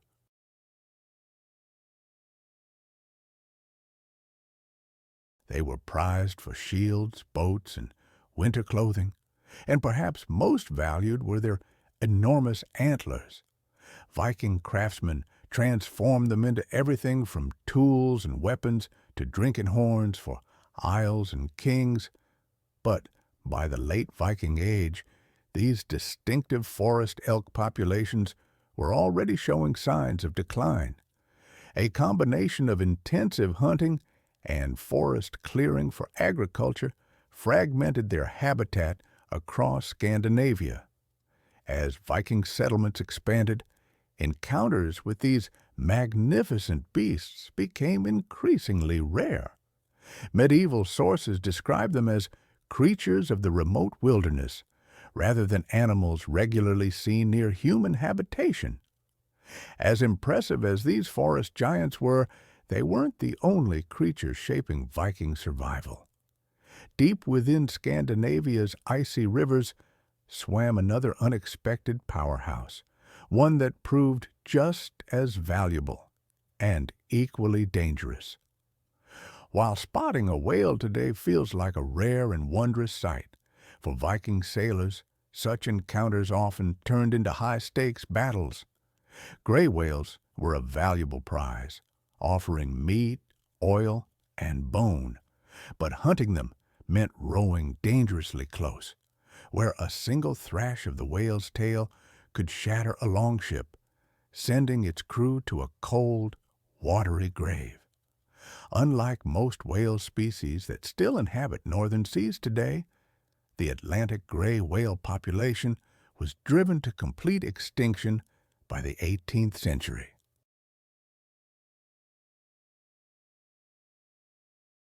During the Viking Age, however, these magnificent marine mammals were abundant, particularly in coastal waters where their distinctive feeding behavior made them both visible and vulnerable. Atlantic gray whales reached lengths of 14 to 15 meters. That's 46 to 49 feet, comparable to modern gray whales in the Pacific, and weighed up to 36 tons. This made them roughly the size of a Viking longship, a comparison that wouldn't have been lost on Norse seafarers. Their mottled gray coloration, often covered with barnacles and whale lice, gave them a distinctive appearance that featured in Norse deions of sea creatures. What made gray whales unique among the cetaceans Vikings encountered was their feeding strategy. Unlike deep-diving species, gray whales were bottom feeders that plowed the sea floor for small invertebrates, creating massive mud plumes visible from the surface. This habit brought them into shallow coastal waters, precisely where Viking ships operated most frequently. For Norse communities, gray whales represented an extraordinary bounty when successfully hunted. A single whale could yield up to 20 tons of meat and blubber, enough to feed an entire Viking settlement through the harsh northern winter. Archaeological evidence from coastal North settlements shows specialized bone tools designed specifically for processing whale meat, alongside huge cooking pits that could only have been used for creatures of this size. The hunting of gray whales wasn't without peril.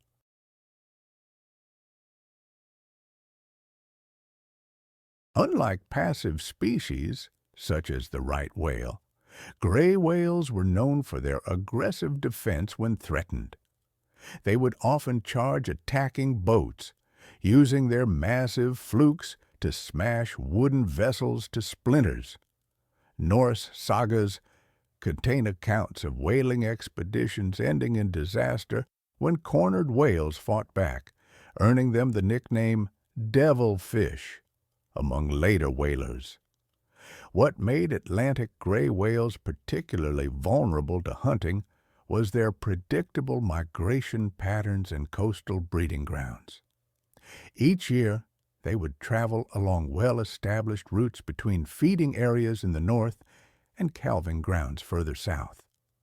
Vikings, with their intimate knowledge of coastal geography, could anticipate these movements and set up ambush points where the whales would be channeled through narrow passages. By the late Viking Age, gray whale populations were already showing signs of depletion in areas of heaviest Norse settlement. The combination of increased whaling efficiency and the species' low reproductive rate, females typically give birth to just one calf every 2 years, set the stage for their eventual disappearance from Atlantic waters.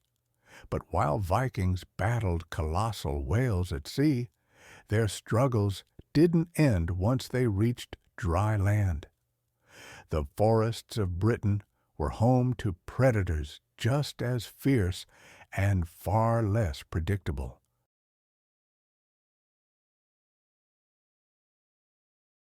In the late 8th century, when Viking longships first landed on the shores of Britain and Ireland, they entered territories where another formidable predator had long reigned supreme, the British wolf. These wolves, genetically distinct from their Scandinavian cousins, had dominated the British Isles for thousands of years before Norse settlers arrived to carve out new kingdoms. Standing taller than the Honshu wolf of Japan, but smaller than modern timber wolves, British wolves typically reached heights of 70 to 85 cm or 28 to 33 inches at the shoulder and weighed between 30 to 45 kilos or 6 to 9 lb. Their thick, often gray-brown coats were adapted to the damp conditions of the British Isles, with distinctive white markings frequently appearing on their chests, a feature noted in several Viking-era daons. When Vikings first raided Lindisfarne in 793 CE, wolves remained common throughout Britain and Ireland, with packs controlling territories from the Scottish Highlands. I find myself returning to the stories of wolves in Viking settlements. Archaeological digs on the Hebrides and Northern Isles have turned up wolf bones bearing cut marks. To me, this suggests the Vikings wasted no time hunting these predators. For those newcomers trying to establish permanent colonies in the British Isles, wolves were both a threat and an opportunity. They preyed on livestock, especially sheep, so vital to the Norse economy in places like the Orkneys and Hebrides.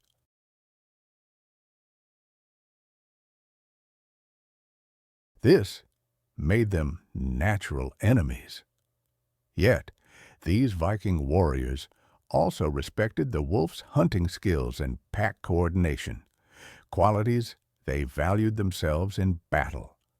This complex relationship shows up in Norse place names that still dot the landscape of former Viking territories in Britain. Places like Olvadale, Wolf Valley in Cumbria, and Wolf Hill in Perthshire. They all mark areas where Norse settlers frequently crossed paths with wolves. And Viking-era runestones found in northern England depict wolf hunts, hinting at the ceremonial importance of these dangerous pursuits for warriors proving themselves in new lands. Wolves even crept into Viking folklore. As Norse settlers mixed with local populations, they adopted and reshaped Celtic wolf myths into their own stories. The bond between wolf and warrior grew stronger, with berserkers sometimes described wearing wolf pelts instead of bear skins. But the fate of British wolves wasn't sealed by the Vikings themselves. It was their descendants and successors who brought about their end. As Norse settlements morphed into medieval kingdoms, systematic wolf extermination became the official policy. The process started during the Viking Age but sped up afterward. The last wolves in England were wiped out in the 15th century, and Scotland's final wolves held on until the 17th century. Ireland's last wolf was reportedly killed in 1786.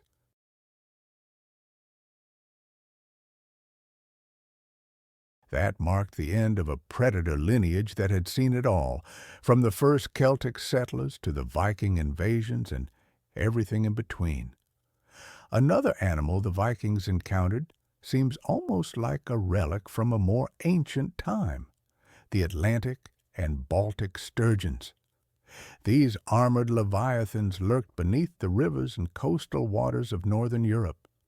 They were living fossils, virtually unchanged for over 200 million years. These sturgeons once thrived in Viking territories, but they've since vanished from much of their historical range. The Baltic sturgeon was truly massive. Females could grow up to 10 feet long and weigh over 660 pounds. Their prehistoric look, with bony plates called scutes, arranged in 5 rows along their bodies instead of scales, made them stand out among European fish. Most distinctive was their long, armored snout, with a vacuum-like mouth underneath, perfectly made for sucking up mollusks and crustaceans from the river and seafloor. Their huge size meant that a single catch was a big deal, something worth mentioning in regional sagas. Several Norse tales talk about heroes who wrestled armored river dragons. Archaeological finds from Viking settlements include specialized sturgeon spears with detachable heads, designed to pierce the fish's armored exterior. It's a testament to how important these catches were to Viking fishermen. Beyond their meat, sturgeons provided many valuable resources.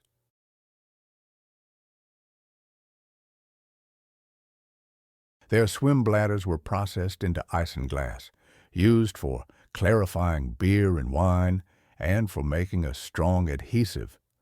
Their cartilaginous skeletons, when boiled, produced a gelatin used in Viking medicine for joint problems. Most prized of all was sturgeon roe, caviar, which became a delicacy reserved for jarls and kings.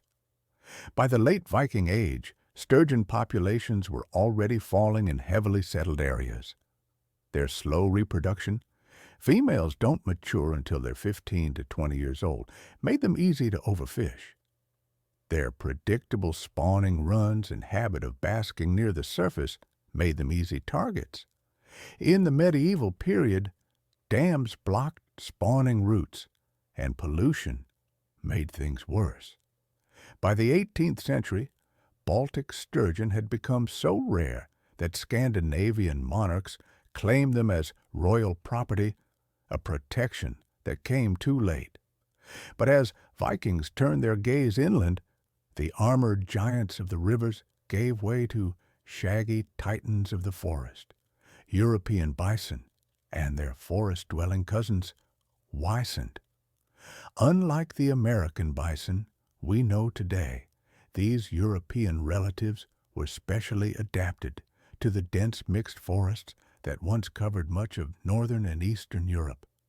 Standing up to 6.2 feet tall at the shoulder and weighing over 2,000 pounds, the European bison was the heaviest land animal in Europe during the Viking Age. Bulls grew massive shoulder humps, covered with shaggy, dark brown fur, which stood out against the lighter coat on their lower bodies.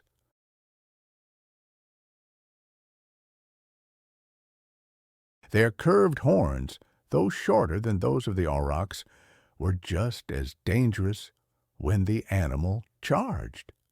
Unlike grassland bison, these woodland giants could move between trees with surprising agility, using their powerful bodies to create paths through the densest undergrowth. These natural trails, maintained over generations, became known to Vikings as bison roads, reliable routes through otherwise impassable forests that human travelers would follow. For Viking communities pushing into new territories, these massive herbivores represented both opportunity and challenge. A successful bison hunt could feed an entire village for weeks, and their hides were thick enough to stop arrows, making them prized material for shields and winter clothing. The distinctive hump contained concentrated fat reserves, which produced high-quality oil for lamps and waterproofing. However, hunting these forest behemoths was incredibly dangerous. Unlike deer or smaller game, wounded bison would typically. The Viking sagas tell grim tales of entire hunting parties wiped out by enraged bulls.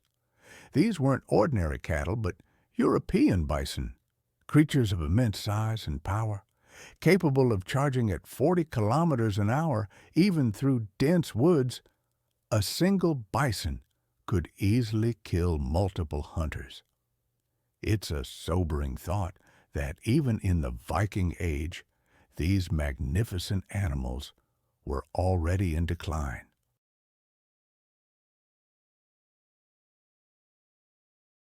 The relentless combination of intensive hunting and the clearing of forests for agriculture was pushing them into increasingly isolated pockets. Unlike the aurochs, though, the European bison narrowly escaped complete extinction. A small population clung to life in the Białowieża forest between Poland and Belarus, and there, remarkably, approximately 7,000 descendants live today. They are the last direct link to the forest giants the Vikings once hunted. It's strange to think that the world the Vikings knew was vanishing even as they sailed, hunted, and settled across northern Europe. The very creatures that had defined their landscapes were already fading into memory, pushed to extinction by the same human expansion and climate changes that fueled the Viking Age itself. Extinction didn't erase their terror. It sealed their legacy in blood and bone. I find myself often pondering the strange twists of fate and misinterpretations that riddle paleontology. Take Smilodon, for example. The first remains were so perplexing that scientists initially mistook it for a hyena, all because of some similar cheek teeth. But what a difference a few years and a flood of new fossils make. Soon, the truth emerged. This was no hyena, but a powerfully built cat with canines so oversized they seemed almost comical. This was the undisputed monarch of the Ice Age. For over 600 million years, Earth served as a proving ground for predators, with nature constantly the rules of survival.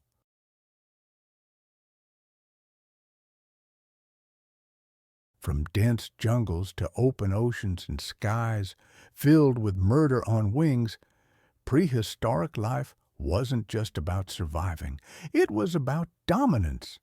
Some killers struck with surgical precision, while others overwhelmed with sheer power. A few even turned death into something almost beautiful, if you weren't the one being eaten. Now, I want to tell you about some of the most lethal creatures ever to crawl, swim, or soar across this planet, and exactly what made them such unforgettable nightmares. Imagine being an apex predator, ruling the wild at the top of the food chain. Life at the top has its perks, but even the most fearsome hunters aren't always the biggest beasts around, because when it comes to the predator game, size isn't everything. Yet every so often, nature outdoes itself, creating a carnivore so specialized, so perfectly adapted to hunting big game that it seems almost like a creature of myth. These rare beasts develop weapons tailored specifically for tackling the giants of their time.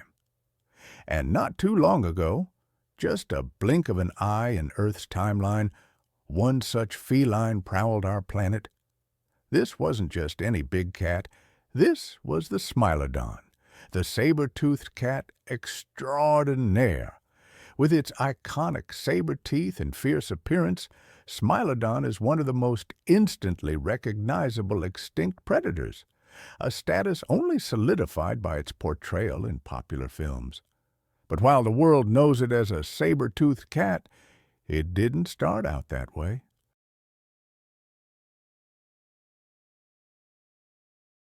Rewind the clock about 160 years and picture yourself in Brazil. It's here that our tale begins with a discovery that would perplex the scientific community. When the first Smilodon remains were unearthed, paleontologists didn't immediately recognize them as belonging to a cat. Based on those isolated cheek teeth that bore an uncanny resemblance to those of modern hyenas, they dubbed this new find Hyena neogia. However, within a couple of years, the tides of discovery brought forth a tsunami of new fossils. Suddenly, scientists weren't just looking at a few teeth, but a veritable jigsaw puzzle of prehistoric proportions. Foot bones, skull fragments, and those iconic canines painted a very different picture. As the pieces fell into place, it became clear that this was no hyena. Instead, they were dealing with a completely new genus of Felid, one that was not only massive in size, but also built like a prehistoric tank. This feline was far more robust than any modern cat, a true heavyweight champion of the Ice Age. In light of this revelation, a new name was in order. Thus, Smilodon Populator was born. Smilodon, meaning knife tooth, and Populator roughly translating to the destroyer, or he who brings devastation. It's a fitting moniker for a predator that redefined what it meant to be lethal.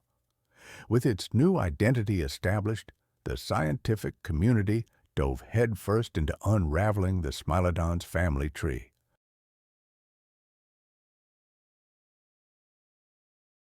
This quest for understanding continues to this day, with researchers currently placing our knife-toothed friend in the extinct subfamily Monarch. This subfamily is home to most of what we colloquially call saber-toothed tigers, though saber-toothed cats is more accurate since these ancient felines aren't closely related to modern tigers or any living cats for that matter.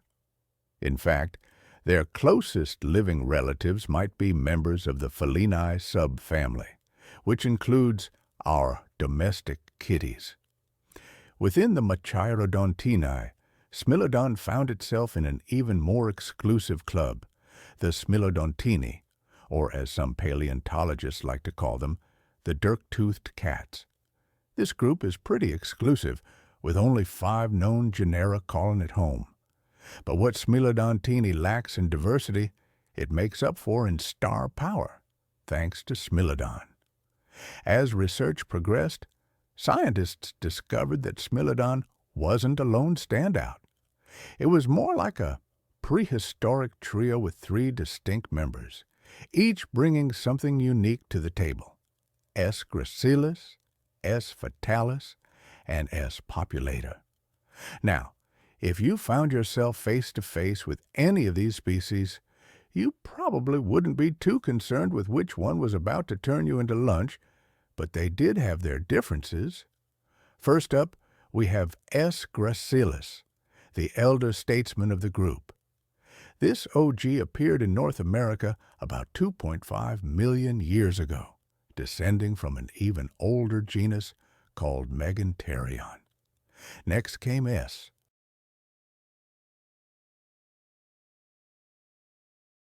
Fatalis, strutting onto the scene roughly a million years later. Last, but certainly not least, S. Populator made its grand entrance about 600,000 years after Fatalis, fashionably late to the Ice Age party. S. Gracilis, while no slouch in the size department, was the runt of the litter, tipping the scales at about the same weight as a modern jaguar. S. Fatalis, living up to its name, was a step up in the terror department, matching an African lion in size but packing on extra muscle like a feline bodybuilder. We're talking about 280 kilos or 620 pounds of prehistoric fury. That's on par with the largest tigers roaming the earth today, but S. Populator dominated them all. This behemoth pushed the boundaries of feline physiology, with the largest known specimens estimated to have weighed in at a jaw-dropping 470 kilos, or 1040 pounds. To put that in perspective, that's about the same as a medium-sized polar bear. Interestingly, unlike many modern big cats, Smilodons didn't seem to be too hung up on gender norms. Studies suggest that there wasn't a significant size difference between males and females, a trait scientists call low sexual dimorphism. In practical terms, this means that regardless of whether you were facing a male Smilodon or a female Smilodon, I sometimes imagine what it must have been like to face a Smilodon. Being big is impressive, but this wasn't just some large cat. It was built like a prehistoric tank.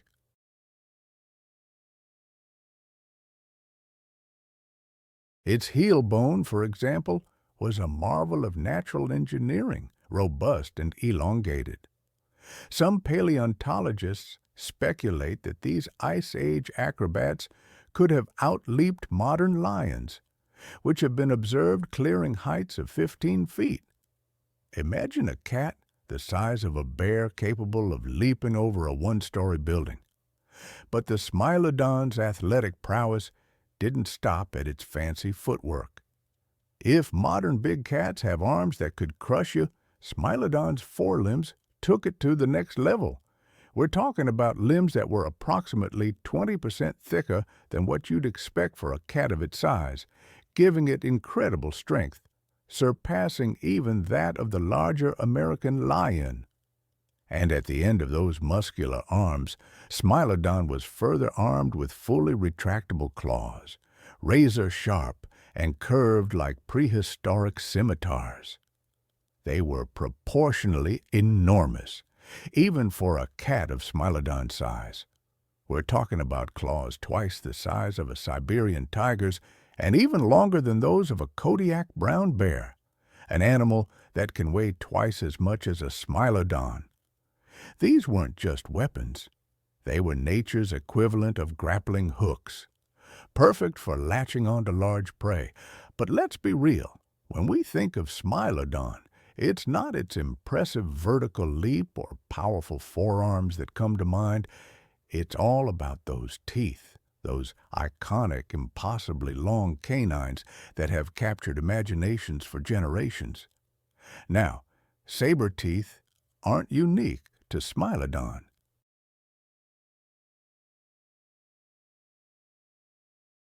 Nature has played around with this dental design in various mammals and even some non-mammals throughout history. But Smilodon perfected it, taking the concept to an entirely new level. What made Smilodon's fangs special wasn't just their presence, but their sheer, audacious length. We're talking about canines so long they protruded well beyond the lower jaw, a feature that was uncommon even among other saber-toothed cats. To put it in perspective, Smilodon's canines could grow up to 8 inches long. That's longer than many modern kitchen knives. They were precision instruments of prehistoric destruction. Shaped like deadly daggers with sharp points and smooth, narrow sides, these teeth were designed to pierce deep into flesh with devastating efficiency. Here's where things get really interesting. You'd expect a predator with teeth like that to have a powerful bite to match. But surprisingly, studies have shown that Smilodon's bite was relatively weak, only about 1,000 newtons, which is 4 times weaker than a modern lion's. So, how did it kill? Well, that's been a subject of much debate among paleontologists. One popular theory suggests that Smilodon was the original ambush predator. Picture this: a Smilodon hidden in dense vegetation, waiting for the perfect moment. Then, with a powerful leap, it pounces on its unsuspecting prey. Using those muscular forelimbs and grappling hook claws, it pins down its victim.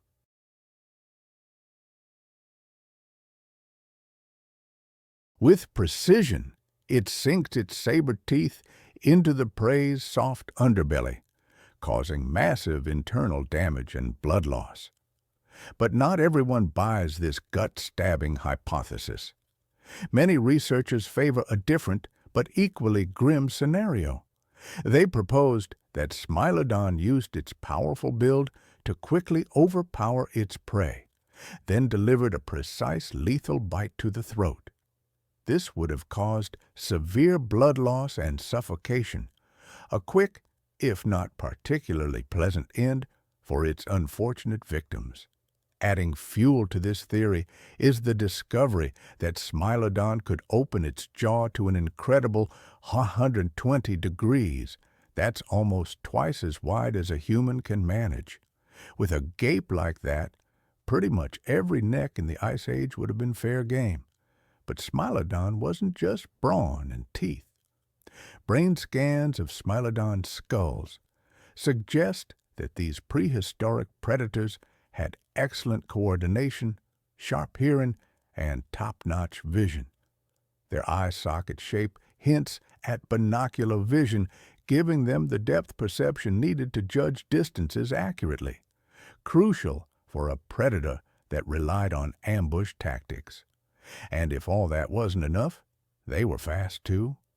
Many Smilodon fossils show trauma to their sternums, the kind of injury you'd expect from high-speed collisions. This suggests that not only were they quick on their feet, but they were also willing to risk life and limb, or at least a bruised chest, in pursuit of their next meal.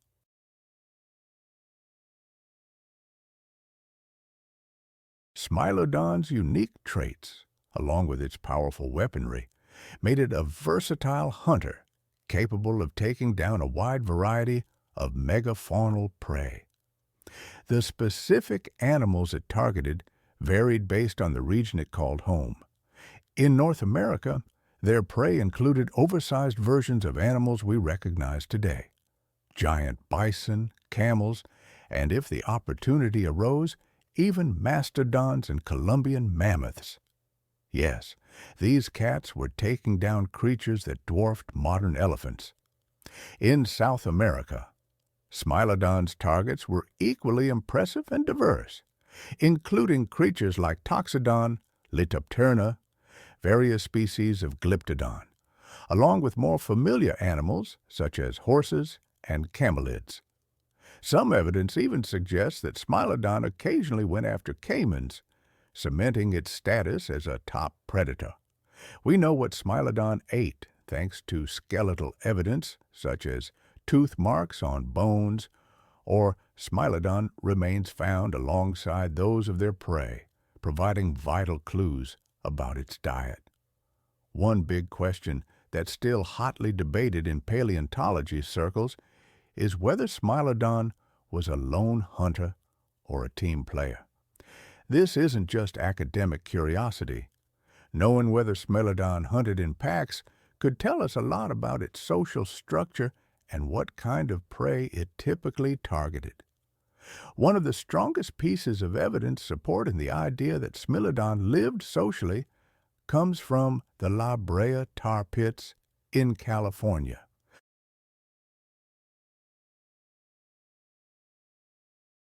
These California tar pits are a gold mine for paleontologists, preserving countless Ice Age animals that got stuck in the sticky asphalt. I've always been fascinated by the La Brea tar pits. Imagine being a predator, drawn by the scent of an easy meal, only to become hopelessly trapped.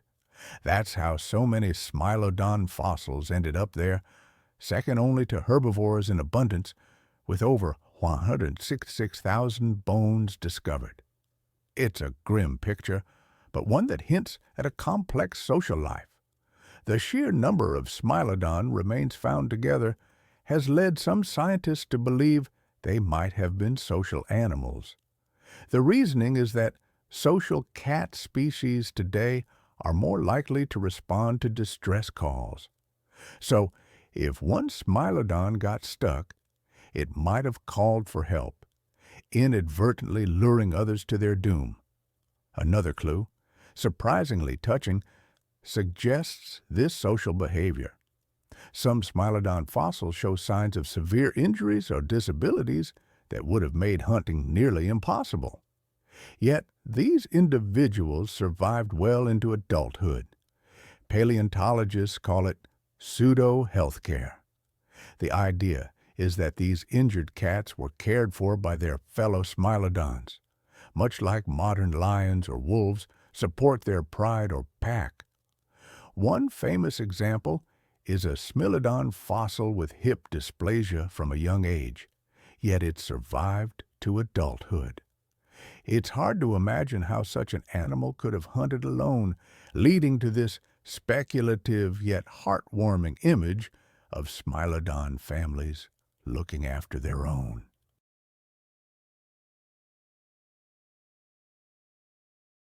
However, not everyone is convinced by this Smilodon social club theory.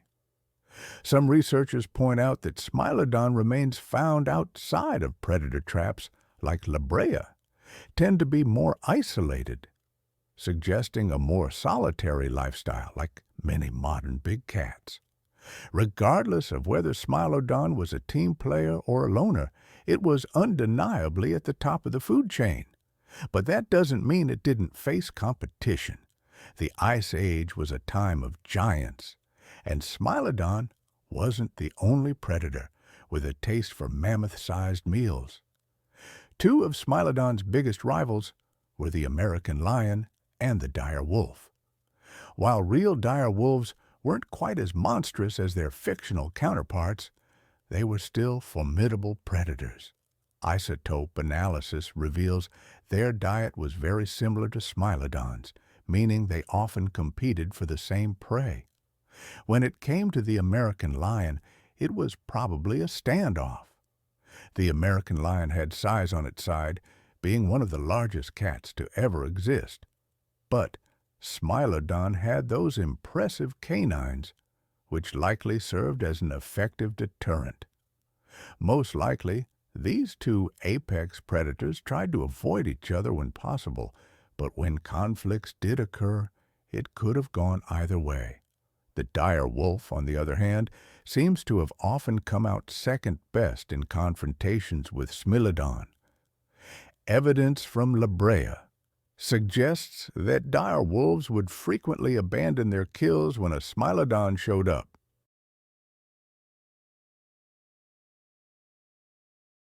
It's not hard to imagine why, given those sabers on full display, but lions and wolves weren't the only competition Smilodon had to worry about. The Ice Age was also the time of the short-faced bear, a beast that could make even Smilodon look small. Some of these bears reached truly dinosaurian proportions. However, these ursine giants were more omnivorous than Smilodon, which likely reduced direct competition. Plus, bears tend to be solitary creatures. We've talked a lot about Smilodon's impressive hunting adaptations, but how did it eat with those saber-teeth? They seem like they would have been quite the obstacle during feeding. Well, Smilodon had a solution for that, too. Unlike most predators, Smilodon had specialized slicing teeth called carnassials on the sides of its mouth. These teeth worked like biological scissors, shearing through meat with ease. To eat, Smilodon would have turned its head to the side, using these carnassials to slice off manageable chunks of meat, while its saber teeth stayed out of the way. If this eating style sounds familiar, that's because many modern cats use a similar technique when tackling tough pieces of meat. It's a prime example of nature's problem-solving. With its unique adaptations and hunting prowess, Smilodon carved out a vast empire for itself. Between its three species, it achieved a distribution across the Western Hemisphere that would make any modern predator envious.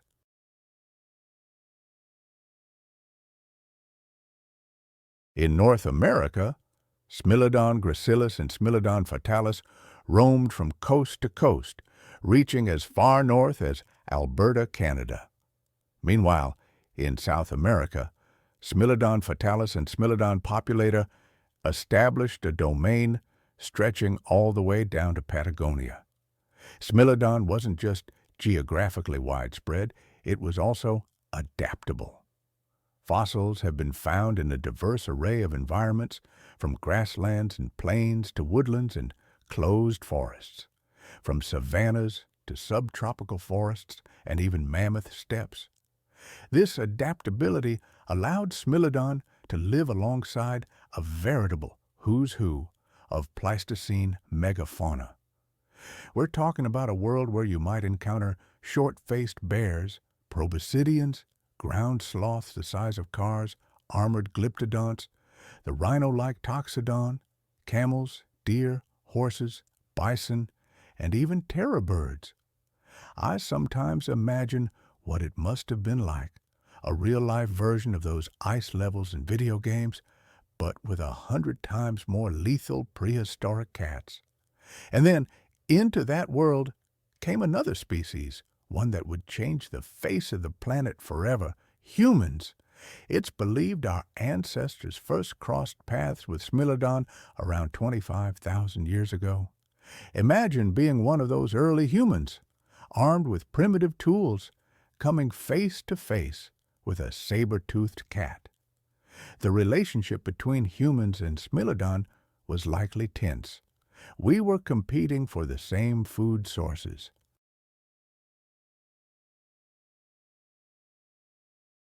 And, unfortunately for our ancestors, by the time humans arrived, only the larger Populator and Fatalis remained.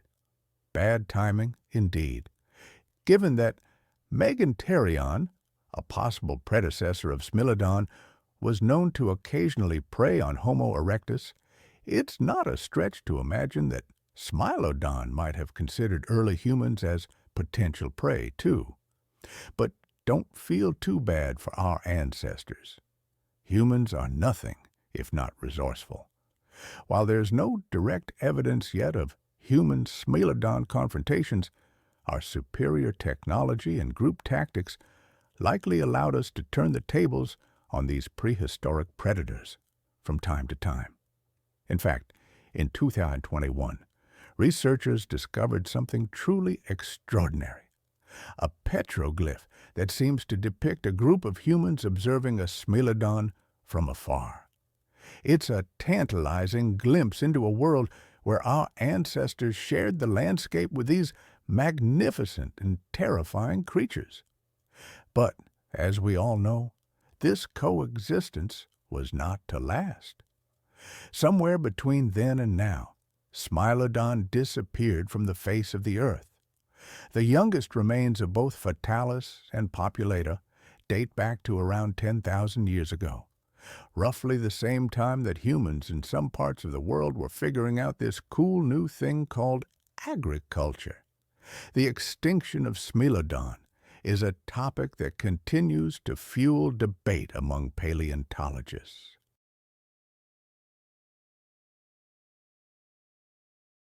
Some researchers argue that humans played a significant role in their demise, either through direct competition or by altering habitats through practices like fire starting. Others, however, are less convinced of humanity's impact.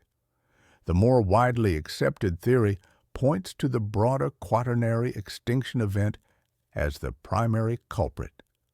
This was a period of significant climate change that saw the disappearance of many large animal species in North and South America. As the megafauna that Smilodon relied on for food began to die out, the saber-toothed predator found itself in an increasingly precarious position. In a cruel twist of fate, the very adaptations that had made Smilodon such a successful hunter of large prey now became a liability. Specialized to take down giants, Smilodon struggled to adapt to a world where those giants were disappearing. It was, in essence, too good at what it did, and when the world changed, it couldn't change with it. The extinction of Smilodon marked not just the end of a species, but the end of an era. It was the last of the saber-toothed cats, not just in the Americas, but worldwide. With its passing, a lineage that had dominated the planet for over 20 million years came to an end. Its legacy, however, still resonates in museum exhibits, in our imaginations, and as a reminder of the fragile balance between species and their environments. As we face our own period of rapid change, the lesson of Smilodon is clear. Survival requires adaptation.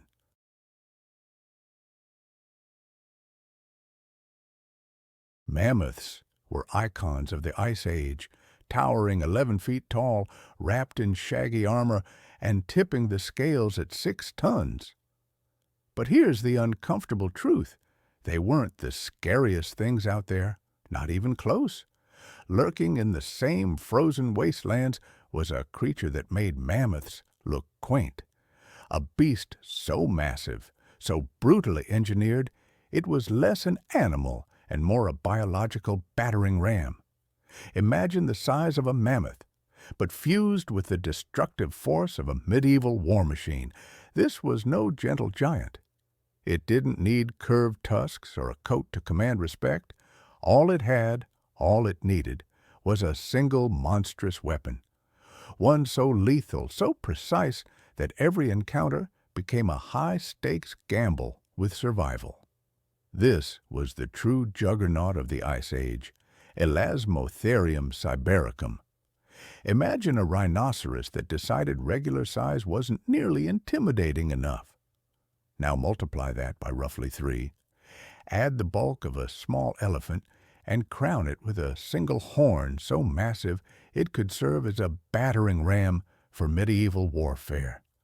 What you're picturing is still probably smaller than the reality of an Elasmotherium. This wasn't just large, it was monumentally, almost absurdly oversized. Standing 6.5 feet at the shoulder and stretching 15 feet from nose to tail, Elasmotherium weighed in at a staggering 5 tons of pure horn-equipped muscle. But the mements alone don't capture the true horror of encountering this beast.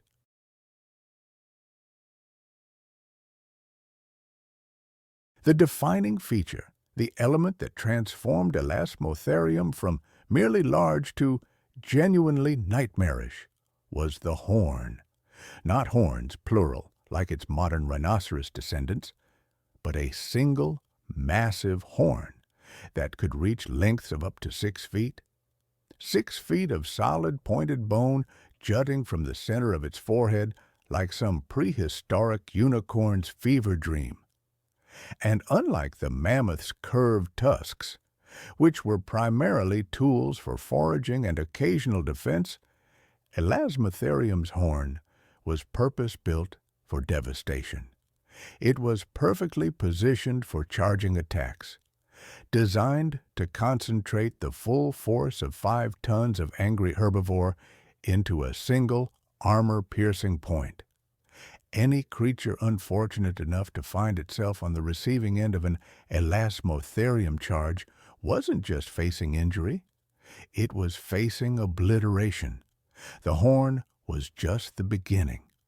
Strip away that intimidating weapon, and you're still left with a creature that redefined what it meant to be perfectly adapted for the Ice Age. I've often wondered how creatures survived the last Ice Age. Mammoths, of course, come to mind, those oversized elephants struggling to survive in frozen conditions. But then there was Elasmotherium, It was purpose-built for that harsh world. Let's start with the legs. Unlike the mammoth's thick, pillar-like limbs better suited for slow, deliberate movement, Elasmotherium possessed legs that were both powerful and surprisingly agile.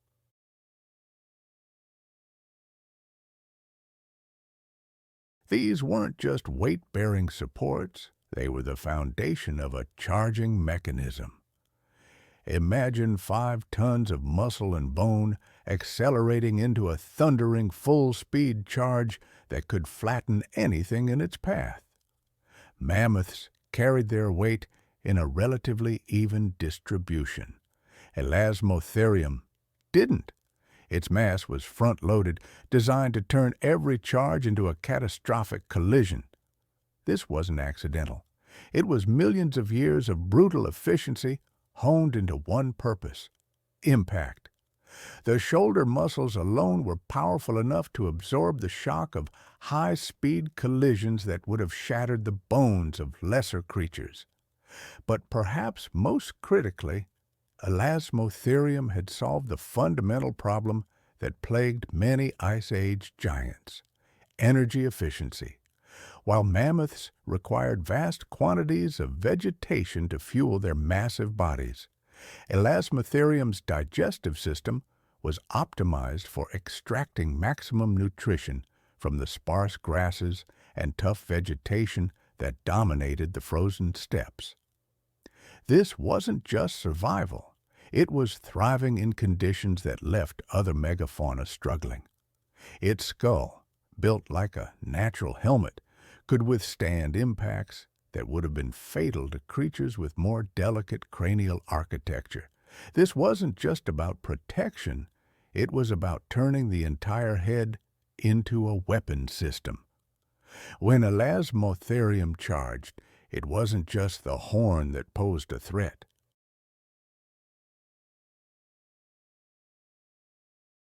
It was the entire front end of the creature functioning as an organic siege engine. Compare this to the mammoth's approach to survival, which largely relied on group protection and intimidation through size. Elasmotherium needed no such social strategies. It was a solitary predator's nightmare and a territorial competitor's worst enemy, capable of defending resources and territory through sheer individual dominance.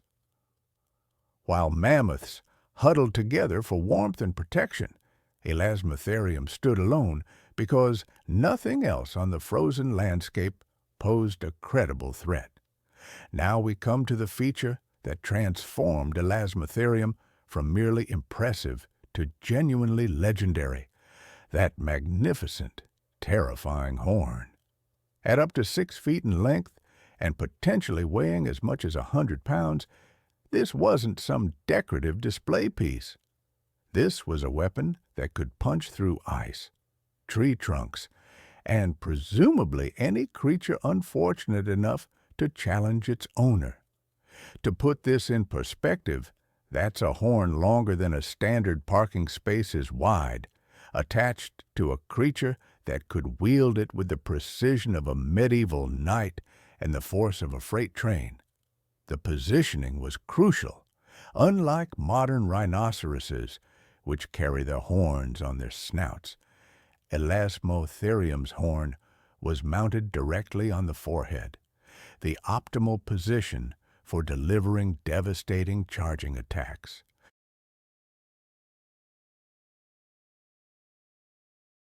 This placement meant that when the creature lowered its head to charge, the horn became the leading edge of a 5-ton projectile moving at 25 miles per hour. The physics alone are genuinely frightening. But here's where it gets even more interesting. The horn wasn't just a weapon. Analysis of its structure suggests it served multiple functions that gave Elasmotherium distinct advantages over its contemporaries. The base was broad and sturdy, enough to serve as a snowplow, allowing the creature to clear feeding areas that would have been inaccessible to other herbivores. In a world where food was scarce and competition was fierce, this ability to access buried vegetation was literally a matter of life and death. The horned surface was likely covered in keratin, the same material that makes up our fingernails, but structured for maximum durability.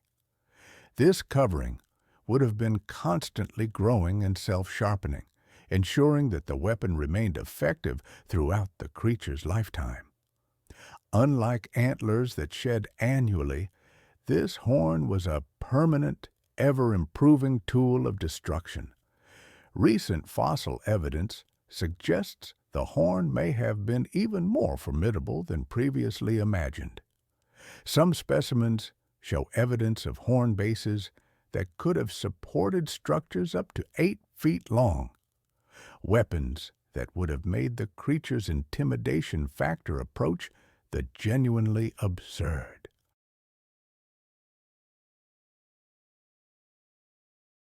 An 8-foot horn on a 5-ton creature represents a level of natural weaponry that has no modern equivalent. Imagine being a saber-toothed cat or cave bear, creatures that were accustomed to being the apex predators of their respective environments, suddenly encountering something that could quite literally impale you from 8 feet away. The horn didn't just change how Elasmotherium fought, it changed how everything else on the Ice Age landscape had to live, constantly aware that somewhere in the frozen wilderness there was a creature carrying a weapon that could end any confrontation before it truly began.